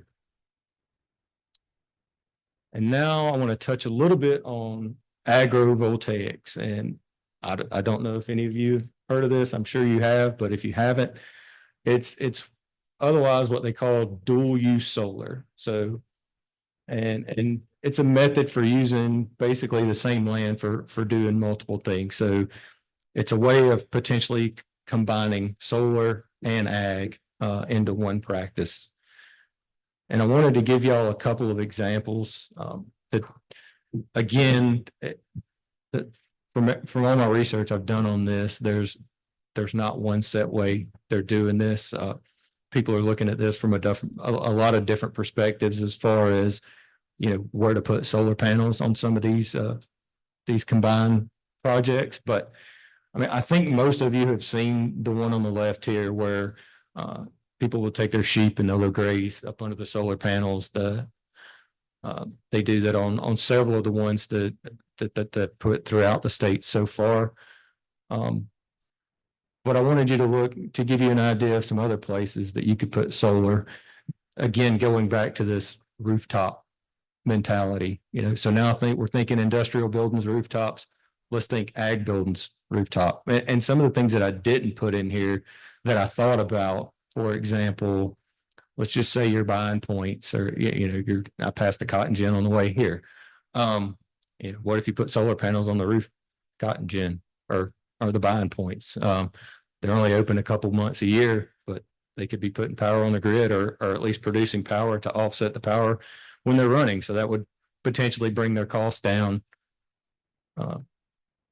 Again, and you guys were talking earlier about, you know, profit margins and, you know, how everybody's having to develop these co-ops and working together to compete at a larger scale. But this could potentially give cattle farmers or dairy farmers a little bit of relief as far as a power bill or offsetting some of those costs. And anywhere in any kind of industry you can save costs, it's going to help you out. Again, I wanted to put a little bit too here about the poultry industry. And according to the University of Georgia Cooperative Extension Service, Georgia's #1 in poultry production in the United States with more than 4,000 family farms owned. And I mean, panels, I think this illustration really kind of makes you think about it. It does for me is, you know, the poultry houses use a lot of power. What if you could offset that cost with solar panels? Again, it's just maybe just a little bit different way to look at farming in general, and solar is a symbiotic relationship. And I've got a couple more slides and then I'll wrap this up. But a couple of things that we hitting on that symbiotic relationship.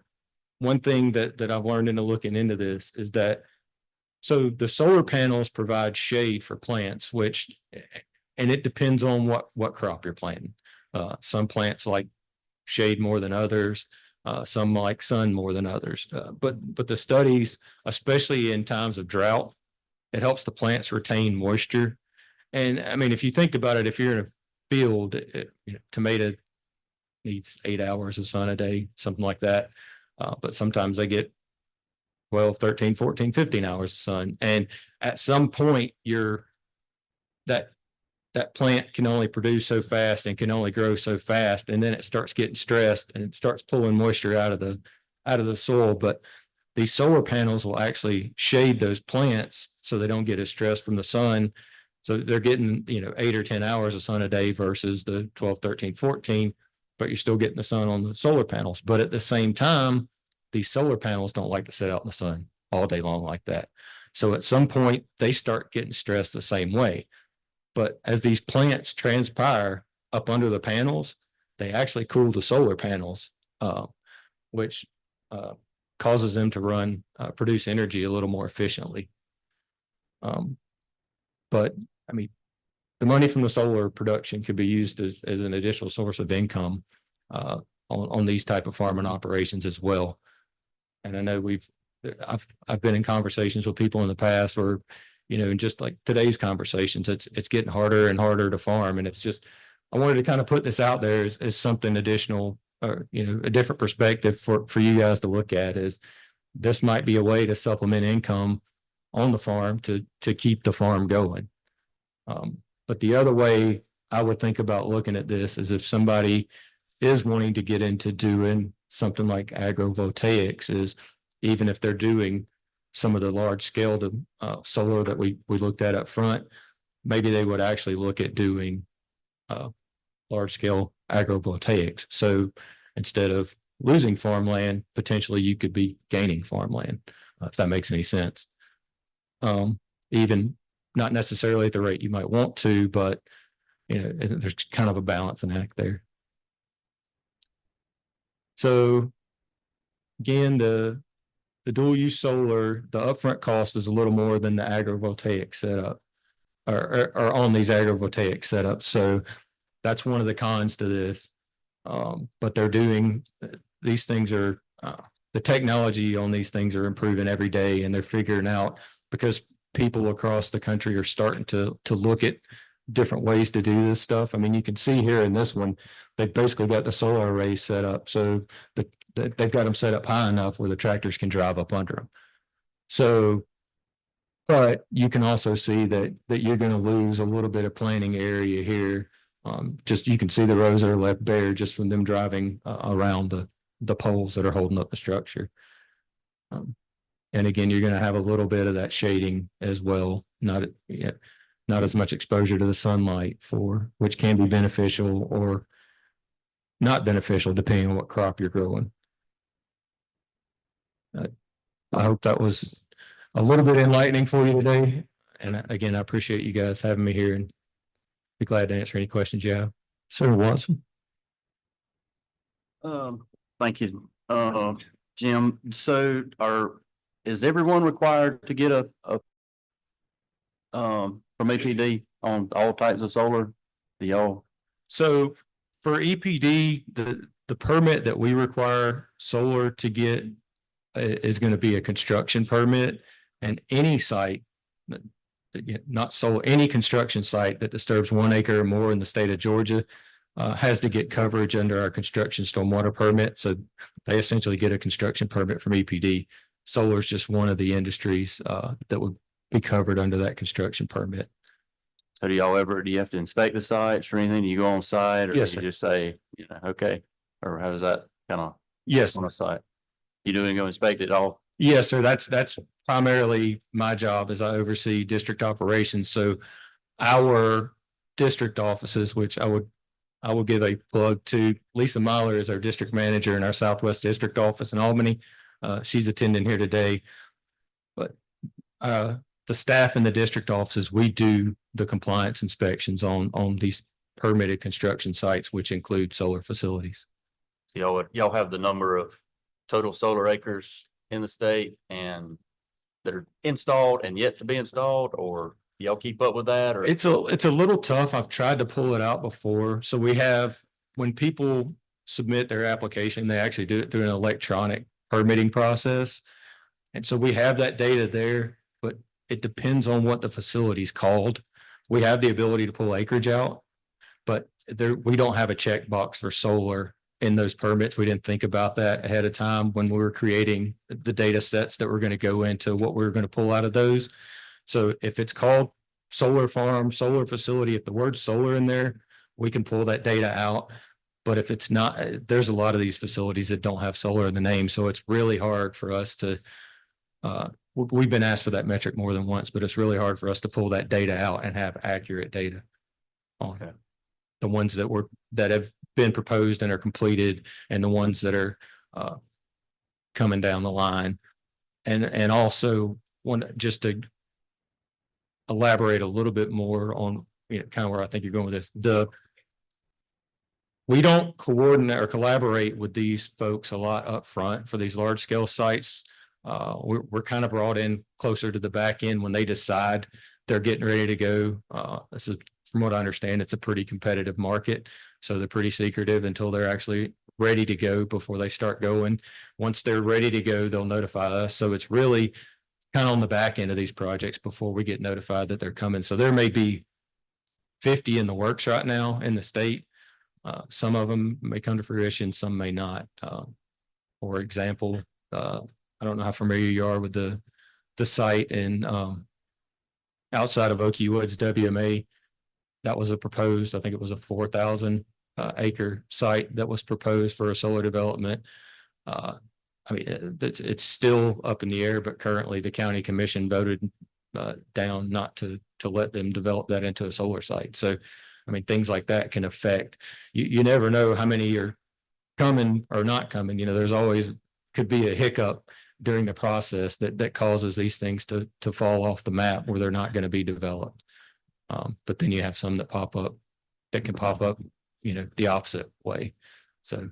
Gotcha. Okay. Well, if we can help with that, I think that's very important that I feel like there's a lot of mixed numbers out there of what's there now, and we don't really get different numbers every time we hear somebody speak. So I don't know that anybody really knows how many acres are out there, or how many acres are coming. Yes, sir. And, you know, so if there's something we can help on that, let us know, please. Yeah, the other challenge we have is just in general, even like the power companies, you know, Georgia Power has a good idea of, you know, how many they have coming down the line, because there's a process with them. You know, if they're going to buy power from you, you're going to go through their process. So they know who's coming down the line, but there's so many different electric memberships and co-ops in the state that it's hard to gauge how many other projects are coming down the pipe with them, if that makes any sense. So My question's along kind of what Senator Watson's asking. There really is no agency within our state that knows how many acres of solar we currently have. Not that I'm aware of. Do we know if there's an independent group that's tracking this? There's a couple of different groups that are looking at it. There's and I can't remember the exact name of the group right now. Their acronym is, I think it's a REWI. Is that right? Yeah. REWI.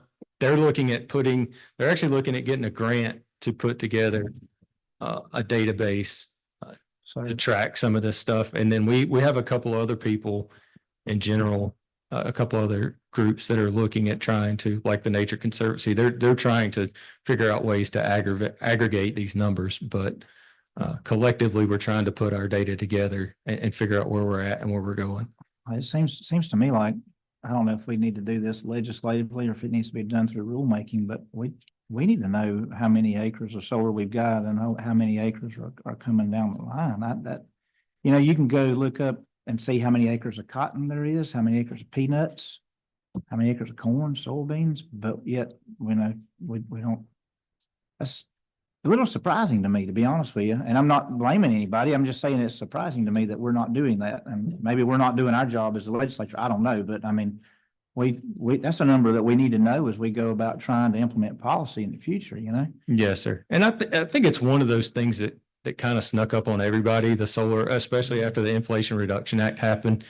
It really, it got the ball rolling a lot faster on solar. And we would see a project here, a project there, but not at the rate they started increasing once the tax incentives were there to go ahead and try to get these things built pretty quickly. I've just got one more question Yes, sir. on all the different applications you had. I get to thinking about the economics of things. You can frost protect about 28 acres under a irrigation pump, right? Yes, sir. And that's where it works out the best. If you take that same system and you're trying to do 5 acres, it costs you way more. Have you looked at any of the economics of, any of those different applications you were talking about as far as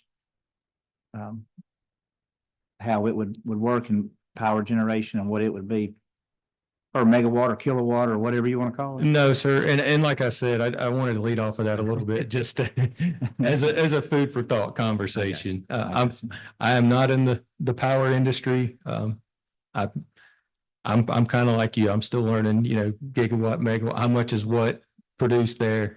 I'm still learning, but I know I like to be cool at night. I know that. But I do think that we need to figure out what we need. We got to get a handle on, land usage in terms of solar and everything. And I'm not against solar, but I just think that, how it's used is important. And I don't know that, it's hard to make policy if you don't have accurate information, yes, sir. I mean, I would love to know the number. If we've lost 2.6 million acres of farmland in the last 50 years, how much of it is solar? And I would imagine it is a very, very, very, very small number, Yes, sir. but, as compared to rooftops, but it would be good to know. Sure. Yeah, I'd be glad to pull those numbers together, what we have, and get those numbers to you. So we have, you have a question? You got a pretty strong voice. Okay, Jim, I really appreciate you being here. One of the things for me, your knowledge of land disturbing activities is just superb. When I look at solar farms and I see, different pictures, those bad actors, they're violating the law. They're violating the soil sedimentation of what we're doing. When they have those situations that are out of control, they're getting fined for that. They're paying fines to get that remedied. Is that correct? Yes, sir. We take enforcement actions on these sites, and I would say inappropriate enforcement action. It depends on the site, depends on what they're doing and what the, environmental harm is. If these sites are managed correctly and done correctly, then they don't have an issue with you don't have an issue with those emissions or anything coming from a solar farm, coming from a solar project. There's no emitting gas or anything like that.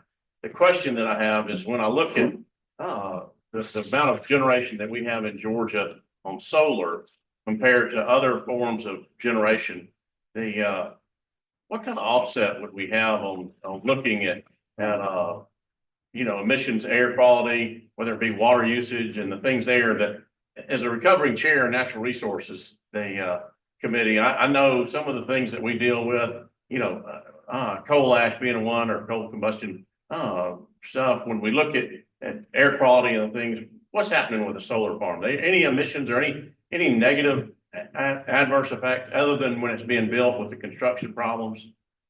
Yeah, I mean, for the most part, the solar power generation, is clean. And that's why, people are going towards that as an alternative means to producing power. It's also, from what I understand, it's gotten, because the technology's advanced over the last 20 years, it's become a lot more affordable to go that path. It's actually a cheaper way to produce power, and it's clean. Appreciate you being here, but Mr. Chairman, thank you for letting me ask questions and great to be with your committee today. Just real quick, Mr. Chairman, are there any state regulations or rules that we have as a state that prohibit or hinder any alternative solar sites for any reason that you're aware of? Not that I'm aware of. So, okay. Yeah, I mean, the biggest thing, going back to the economics of it, is there's a lot of different ways you can do this.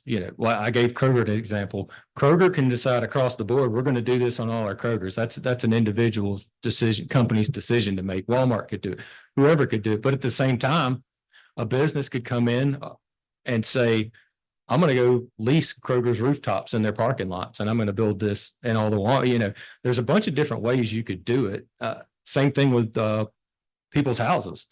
You could say, hey, I'll rent your rooftop space for $50 a month, whatever it is. There's also, from what I've seen, there's almost cooperatives for rooftops where neighborhoods will get together, like underserved neighborhoods. They'll all collectively put their money together, rent a rooftop. The power that's produced from that rooftop, once whatever the net gain is from that, they'll use it to offset their power bills in the surrounding communities.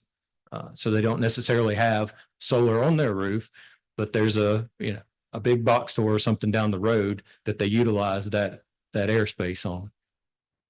Does that make sense?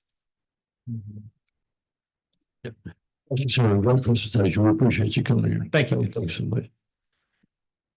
So you're in charge of the next group, community discussion of Cuba issues. So if you'd introduce the people. Yes, sir. Thank you, Mr. Chairman. I've got Rebecca Hardy here and Heath Weatherington, if they want to kind of start maybe easing toward the front.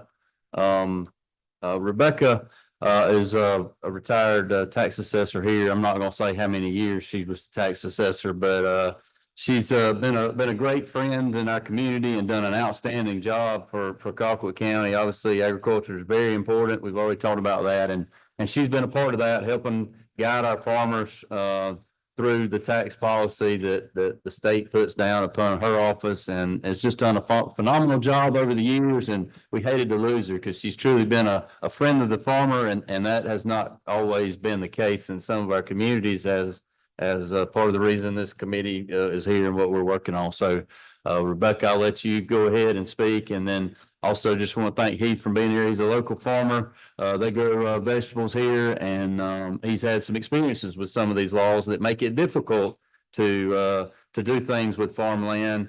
And being a farmer, he has firsthand knowledge of it. But I think as this committee moves forward, we also need to think about all the people that aren't necessarily farmers, that don't understand all of this tax law and the way businesses are structured now. So I just wanted to kind of have a community discussion with them, Mr. Chairman, and just maybe talk about some ways this committee can help land in our state. Thank you. Thank you. Thank y'all for listening this morning. As he said, I have worked for Colquitt County for 37 years. I hung up my hat 6 months ago. And so I've worked with Colquitt County since before conservation use was even on the books. And so I've worked through many times of dealing with farmers and in the community. And on rare occasions, people would say, you can't tell me what I'm doing with my land. But conservation use is the exact opposite. It's coming in and saying, I'm going to tell you what my intent is, how I'm going to continue to use my property for agricultural use. And so over the many changes that there have been, one thing I heard from the gentlemen that had spoke from the cattlemen's as well as the dairy, the way we operate agricultural today versus in the early 90s when this program started is a lot different. It's a lot different now. There have been many changes over the years that have been for the good. Things like where you can deed your children now up to 5 acres for their home sites. You have a time to remediate if you do create a breach. There are ways that we've lowered the cost of a penalty. If you want to do a solar section on your farm, you can lease the land for a cell tower. There's just been a lot of changes for the good over the years. But one thing that I have noticed was years ago when it started, you could have 2,000 acres in Colquitt County or in the state of Georgia. You could have, that was statewide, that was a statewide limit. There was no variance. And my husband's father is one of 10. So if my father-in-law owned 5% of his 1,800 acres, the whole thing counted toward him. And so if he bought land, he didn't qualify. And so one of the great changes that came about was that was changed to where you only count what percentage of that farmland you owned. And that was a huge benefit to a lot of people. But 30 plus years ago, when this law was written, I can recall one individual that 2,000 acres applied to. Growing up, my grandfather was a farmer and he farmed 300 acres and we thought that was huge. But the thing that I would like to just address today is that while we changed that to only count the percentage of acres, we're still operating in the confines of 2,000 acres. And 2,000 acres in the early 90s was still 2,000 acres today, but farming has changed. And so that number, while farming has changed and farm entities have changed, we have now LLCs. when it started, I dealt with one. When I retired 6 months ago, there was I don't know the percentage, but there was a large percentage of people in Colquitt County who, for liability reasons, put their property under an LLC. Even during the years of me working there, churches put their property under LLCs. It's liability, I mean, it's for liability issues. And it doesn't seem that we did address that my LLC and your LLC can form another LLC. And as long as we qualify, it's okay. But still, my husband and his best friend can't farm together and not, if they form an LLC, they don't qualify for this covenant. And one thing that it's done, I see a lot of farming community people who don't farm. I will tell you straight up, I don't farm, but I am trying to preserve the portion of my grandfather's farm that I want to leave to my children, who will hopefully leave to their children one day. But if the gentleman that I lease my land to now forms a LLC with his best friend and they farm, my intent for my land has not changed one bit. It's still going to have, I think it's got peanuts on it now. It's still going to have peanuts on it, but they can't lease my land if they form an LLC. And so today I would just like to say that over the years, I have seen conservation use change a lot. I have seen it benefit people. I have walked through situations with elderly people who've been in a covenant 20 years or 25 and thought they were going to have to pay a penalty, and they didn't because there were changes that had been made they didn't realize. And so it's been a great program. But on those two issues, we're still operating in the confines of a 2,000 acre limit today that we operated from in, I think it was 1992. And we're still looking at, we have to look at farm entities a little bit differently now. And I always think about, over my 37 years of working for the county, when I would ever ask a question with conservation use, it was always, whether it was the legislator who wrote the bill or the Department of Revenue, what is the intent of that? And if I lease my land to an LLC and my intent is for it to maintain agricultural use, for me to be able to lease it and leave it to my children, that's my intent. And we see people, we have a lot of absentee landowners, and sometimes if it gets to the point that they can't lease it to a specific person, I mean, now I can count a lot of people who have over 2,000 acres. And I love my kids, but I don't want to go put 300 acres in their name just so I can buy this farm and qualify.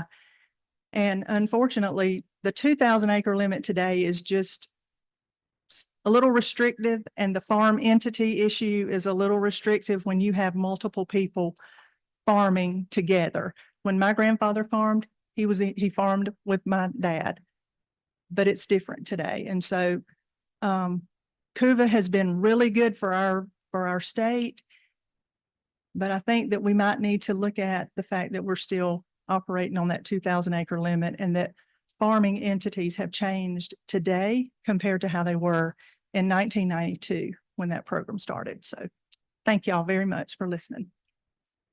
Question? Oh, you want to wait till he gets through? Let's let him get through. We'll tag team. Good morning. My name's Heath Weatherington. Sam asked me to come and speak a little bit about my personal experience with CUVA. Tell you what I do first. I am a farmer, like he mentioned. I'm CFO and COO of Baker Farms, but I'm also a co-owner of H&W Farms. Sorry about that. That's what I do. Who I am, I'm a father of 5, I like to say beautiful daughters, because to daddy, they are very beautiful. Ages 9 to 20 years old. And I sometimes when I've spoke before at Georgia Grown events, I would say, you know, hey, if you have a son between the ages of 9 and 20 years old, there's above average chance I'll meet him one day. You know. but I do have a lot of daughters. I'm a dad, I'm a farmer, I'm a softball coach, all those things. But I'm a third generation farmer. And when we talk about Cuba, this has been my experience with Cuba. My grandfather and my dad, I lost both of them about 2.5 years ago in the same month. So you're talking about 2 generations falling off the table just like that. It was kind of tough on our road, especially with so many girls on that road now on the family farm, right? We're outnumbered out there. But you know, my grandfather, just thinking back, he had said a lot of things that I remember and I reflect on sometimes as a young businessman or farmer. I grew up working on a family farm, not grew up on a family farm. There's a difference, right? I grew up in the watermelon fields and tobacco fields and working cows and doing all that kind of stuff. And in doing that, it made me decide that I was going to get as far away from the farm as I possibly could. So I went to school. My dad was really big on if we weren't working in the summer, we were playing baseball. You know, it was one of the two. You're going to be working there playing baseball. I got a chance to go play some baseball and furthered my education, decided I wanted to be an accountant. And guess what? Before I made it out of school, decided I didn't want to be an accountant. I wanted to farm. My granddad said at an early age that I would farm, and I was dead set on proving them wrong, that I was not going to farm. I wanted to be an accountant. I wanted to get as far away from the farm as possible. But in doing that, I had to make the decision when I did get out of school, because see, our family farm was still supporting 3 families: my dad, my uncle, my granddad. And we heard a lot about economies of scale today, you know, and we were faced with that, you know, how do I make a living for my family on, you know, this 800 acres that we're farming? You would just, the math wasn't there. I knew that much just from, you know, my schooling. So I made a decision to go work for another farm. I started helping my in-laws, and in doing that, I realized also that I didn't want to just work for someone else. I want to start my own farm, right? Just couldn't get farming out of my butt. So early on, I partnered up with one of the farm managers that was working for my in-laws, the Bakers. His name was Benjamin Hickey, and this was 18 years ago. You know, we started out, both of us were competing to see who was going to be the top farm manager. There was a lot of friction there. You know, it was like, hey, who's going to be the boss, right? One day I said, let me go to this guy and say, hey, why don't we put our differences aside? You're good at this, I'm good at that. And we formed this partnership and started growing things. We borrowed our first money from Mike Gibbs at the FSA. It didn't have any kind of collateral. But that was 18 years ago. We have worked to grow the farm that we still work with, Baker Farms, and also to grow our farm. We've grown into, we have 150 employees, H2A and non-H2A. To collectively for both farms, we farm about 8,000 acres, plant 8,000 acres a year with 500 something employees. But there's a partnership there that had to be formed out of necessities, right? It wasn't out of, this is just, we chose to make it this aggravating and this hard to keep up with. It was out of necessity. And, you know, thinking about the Cuva and how it's benefited people, with Ben and myself, it's been a great arrangement. He's talented, very talented at some areas, and I'm talented at others, but it's been a good arrangement for us. It's not been easy. I call him my second wife sometimes, you know, because we fuss just as much as a husband and wife would, but you know, it's been a good relationship. But thinking about Cuva, you know, I go back to another thing my grandfather told me. He said, be careful who you partner with. And I can't say enough about Ben. He's not here, but he's a great stand-up guy. We've had our ups and downs. It's been a good working relationship. We worked hard for what we built. But when you think back on, you know, why Cuva was started, we talked about the acreage. We talked about how you couldn't be a partner with someone who wasn't in your family. When you think about farming in general, when we first started building an agricultural economy years and years ago, what did people do? They relied on their neighbors who weren't family to help get the job done. Well, then we got sucked into this, I guess, comfort zone or lull where you had a family farm, and it was nice, the good old days, right? Where everybody's family farm could make a living off of that farm, and the family worked together, and then you didn't need your neighbor as much. But unfortunately, my grandfather said things always have a way of coming around full circle. And I think what you're seeing is now it's not because we want to go and do these things, but out of necessity and these economies of scale, that now once again, we're having to reach out to our neighbors or non-family members, other organizations to make this thing work. The guys in the dairy and the cattlemen, I mean, they proved that point with their presentations, that it takes a village, to make this thing happen. So I just think that I thank you guys for taking up this issue with CUVA. I think there can be some improvements. It's been wonderful. But when you limit people to who they can partner with, I think you're definitely tying both hands behind your back. So thank you guys for taking up this issue. Thank you, everyone. Any questions? Yeah, and just to clarify, Heath, so your LLC that you have with Ben, y'all tried to lease some land. The LLC tried to lease some land from one of the members, which caused or was going to cause a breach. Yes. So early on, there was issues with, purchasing land under an LLC, right? So you purchase land. If I'm in partnership with someone who's not my family, and this business is definitely for ag use, I mean, 100%. And we go out to try to purchase a piece of land under that LLC because we are not family, it violates, it breaches. That's especially an issue, if you're trying to get financing, and your banker is looking at this whole picture and he sees it as another risk, right? So you definitely got issues there, especially with these new farmers. And as I mentioned earlier, I have 5 daughters. I have no idea who they're going to bring home one day, but there could be partnerships, right? I always say, at least with $5, maybe I'll get one son-in-law that's worth a cuss, right? But they I hope they're not listening. They got boyfriends there.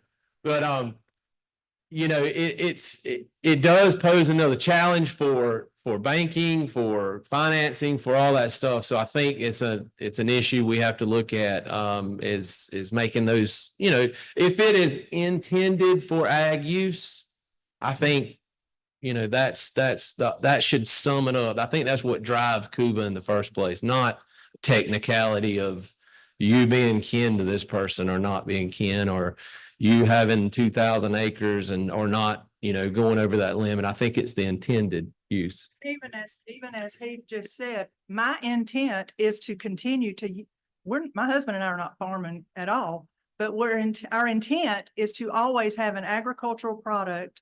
And the first line of the CUVA law says the primary use is the good faith production of an agricultural product.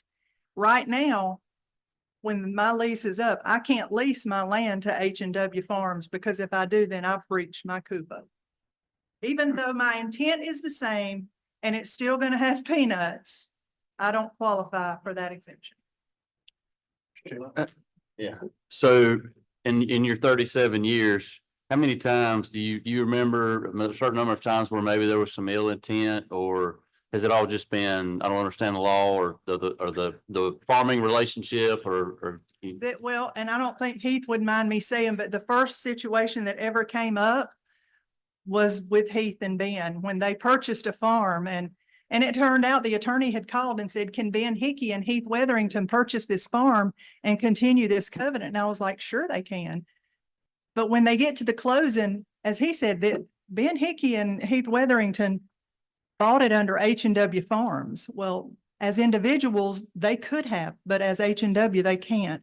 And so I've never seen ill intent. I do like the fact that now there's an opportunity to remediate a breach. We had a gentleman who transferred a farm to a man who was not a US citizen and he didn't realize it. And once they realized it, the gentleman deeded it straight back to him because there was never, I've never seen anything with ill intent. It was just, didn't understand the law. Mr. Chairman, just to make a statement on this, I know Representative Cannon had a bill to handle some of this that didn't quite make it over to the Senate before signing died last session. So I hope that can be one of the recommendations of this committee going forward this next session. Thank you, sir. Is it my turn? Your turn. So I just wanted to share this with y'all and Heath, you'll know, but when you look at the need for this, y'all, the cost of what it's costing to do this now. When was the Cuba law passed in the early 90s? It was the early 90s and it was the first year it differentiated between pasture, crop and woodland. And then I think it was 93, they changed it to just woodland and cropland. So when you think about needing to, especially for farmers trying to start out, trying to combine borrowing power, I got this from a friend of mine that I buy equipment from, and it's a dealership that's based in South Georgia. This is just since 2015. Now, this law goes back to the early 90s, but this is just since 2015. A 6-row cotton picker in 2015, and this is going back and looking at invoices. $635,000. Today, it's $96,000. I'm sorry, $960,000. 51% increase.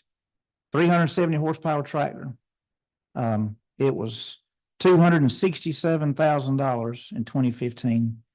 It's $482,000 today, 80% increase.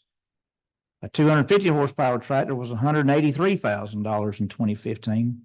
It's $362,000 today. 800-gallon sprayer, $220,000 in 2015. It's $400,000 today. 12-row planter was right at $70,000. It's $107,000 today. 12-row strip till, $40,000 in 2015. It's $75,000 today. 6-row peanut picker went from $125,000 to $210,000. A 6-row inverter went from $34,000 to $50,000. These are real numbers from somebody that's in the equipment business. So you think about that. We've got a law. This is 2015 prices, and we've got a law that's based on that was enacted in the law in the early 90s. So you think about how much things have changed, and we talk about agriculture and why everybody's having to get bigger. You want to know why people are having to get bigger? That right there. You can't make it work. And so I think we've got to have laws that take that into account. Because And when you get bigger, like Keith said, you form partnerships with trusted farmers, and sometimes you're related and sometimes you're not. there's another instance that we learned about where there were two gentlemen that farmed together and had been farming together all their life. And they were renting a farm from an elderly lady she was a widow lady. Her husband passed away. He was a farmer. She depended upon that rent to be able to live. That's what her husband left her. I mean, that's part of her Social Security was a rent on that farm. And next thing you know, they're saying, well, she's going to lose her CUVA if she rents that farm to them. And they farmed all their life and been farming on it. So that's the kind of stuff that is sort of, Her intent never changed. no, the intent never changed. Is what, And so I think definitely we need to be looking at updating this in light of how much agriculture's changed, the cost of how it's changed. And, you're going to have more and more partnerships because of the fact that it does cost so much that it's just, the entry level is so much more than most people can stand that you do have to combine forces sometimes. So I just wanted to say that, Mr. Chairman. I think what you said is very eloquent, and the thing that's happened to farmers that I see from the county standpoint is exactly that, and the price has gone down. The only way the farmers survived is being more efficient. Every day they got to find more ways to be efficient, because the price of cotton, you can give us these numbers, you and Sam can give us these numbers, or the price of corn or price of soybeans actually probably is less today than it was, 10 years ago or something? So Sam and I did some numbers on this, Senator Watson. That's okay. I messed up one day, y'all, in a committee hearing and called him Sambo, so. We lived together half the year, but, if you look at where we're at today, I've got a 1983 4450. That tractor was $36,000 when it was new in 1983. And the closing price of cotton in 1983, average closing price was 75 cents. And that same horsepower tractor today is over $200,000.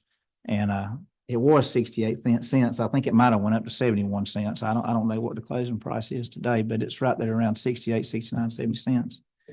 And it's the same with corn,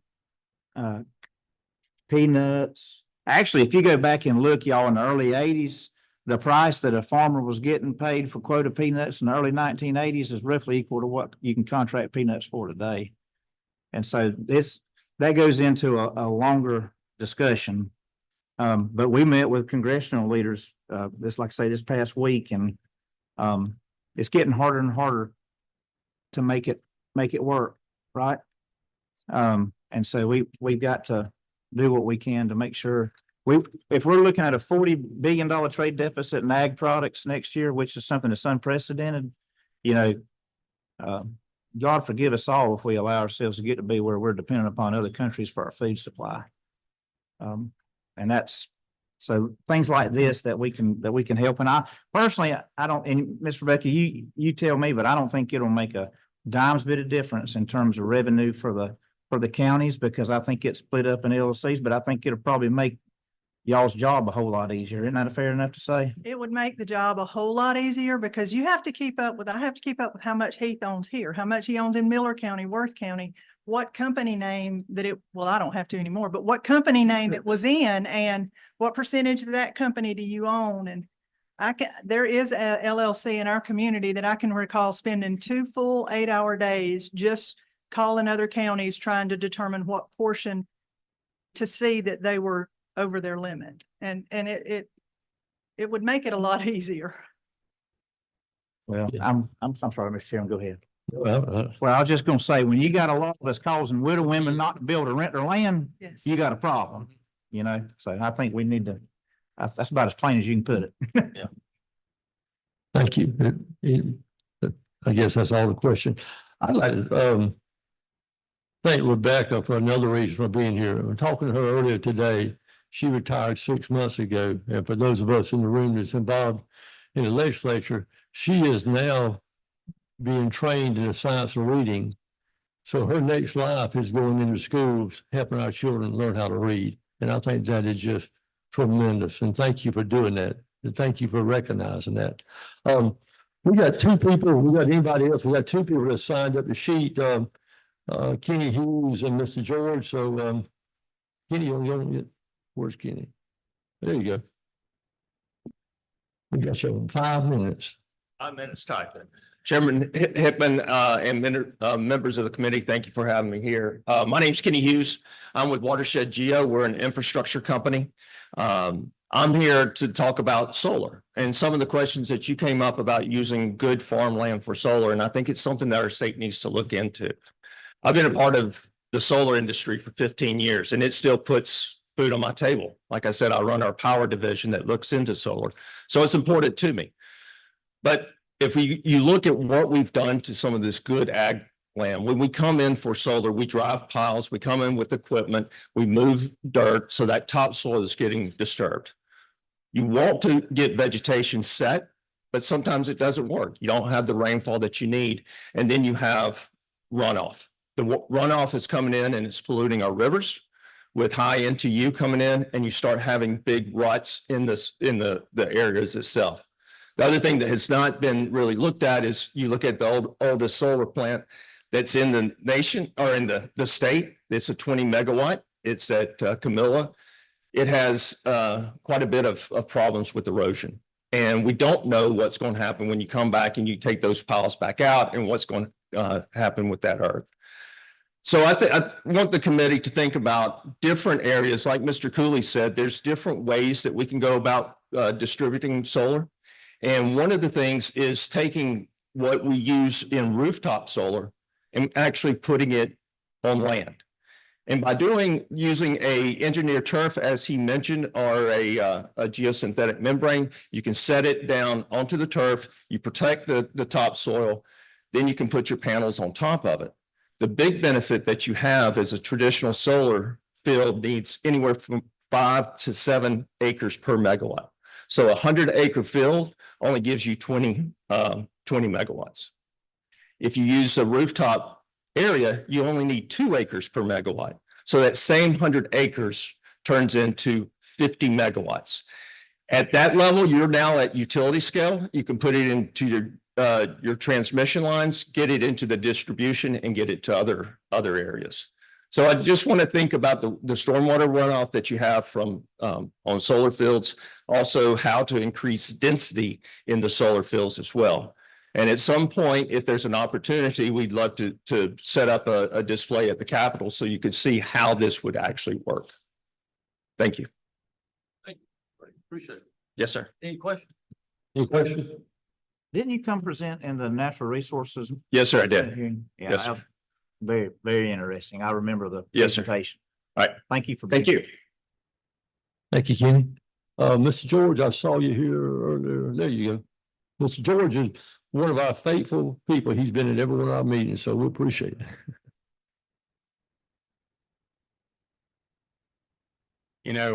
George Kalichek, I'm the chairperson for the Rockdale Soil Water Conservation District, one of 40 districts in the state, which assist with soil erosion. And we look at all the plans from all developers and everything. I'm also the chairperson for the Upper Okmulgee Basin Area Council, which is one of the 14 river basins in the great state of Georgia. So I always say no water, no soil, no food, no farms, right?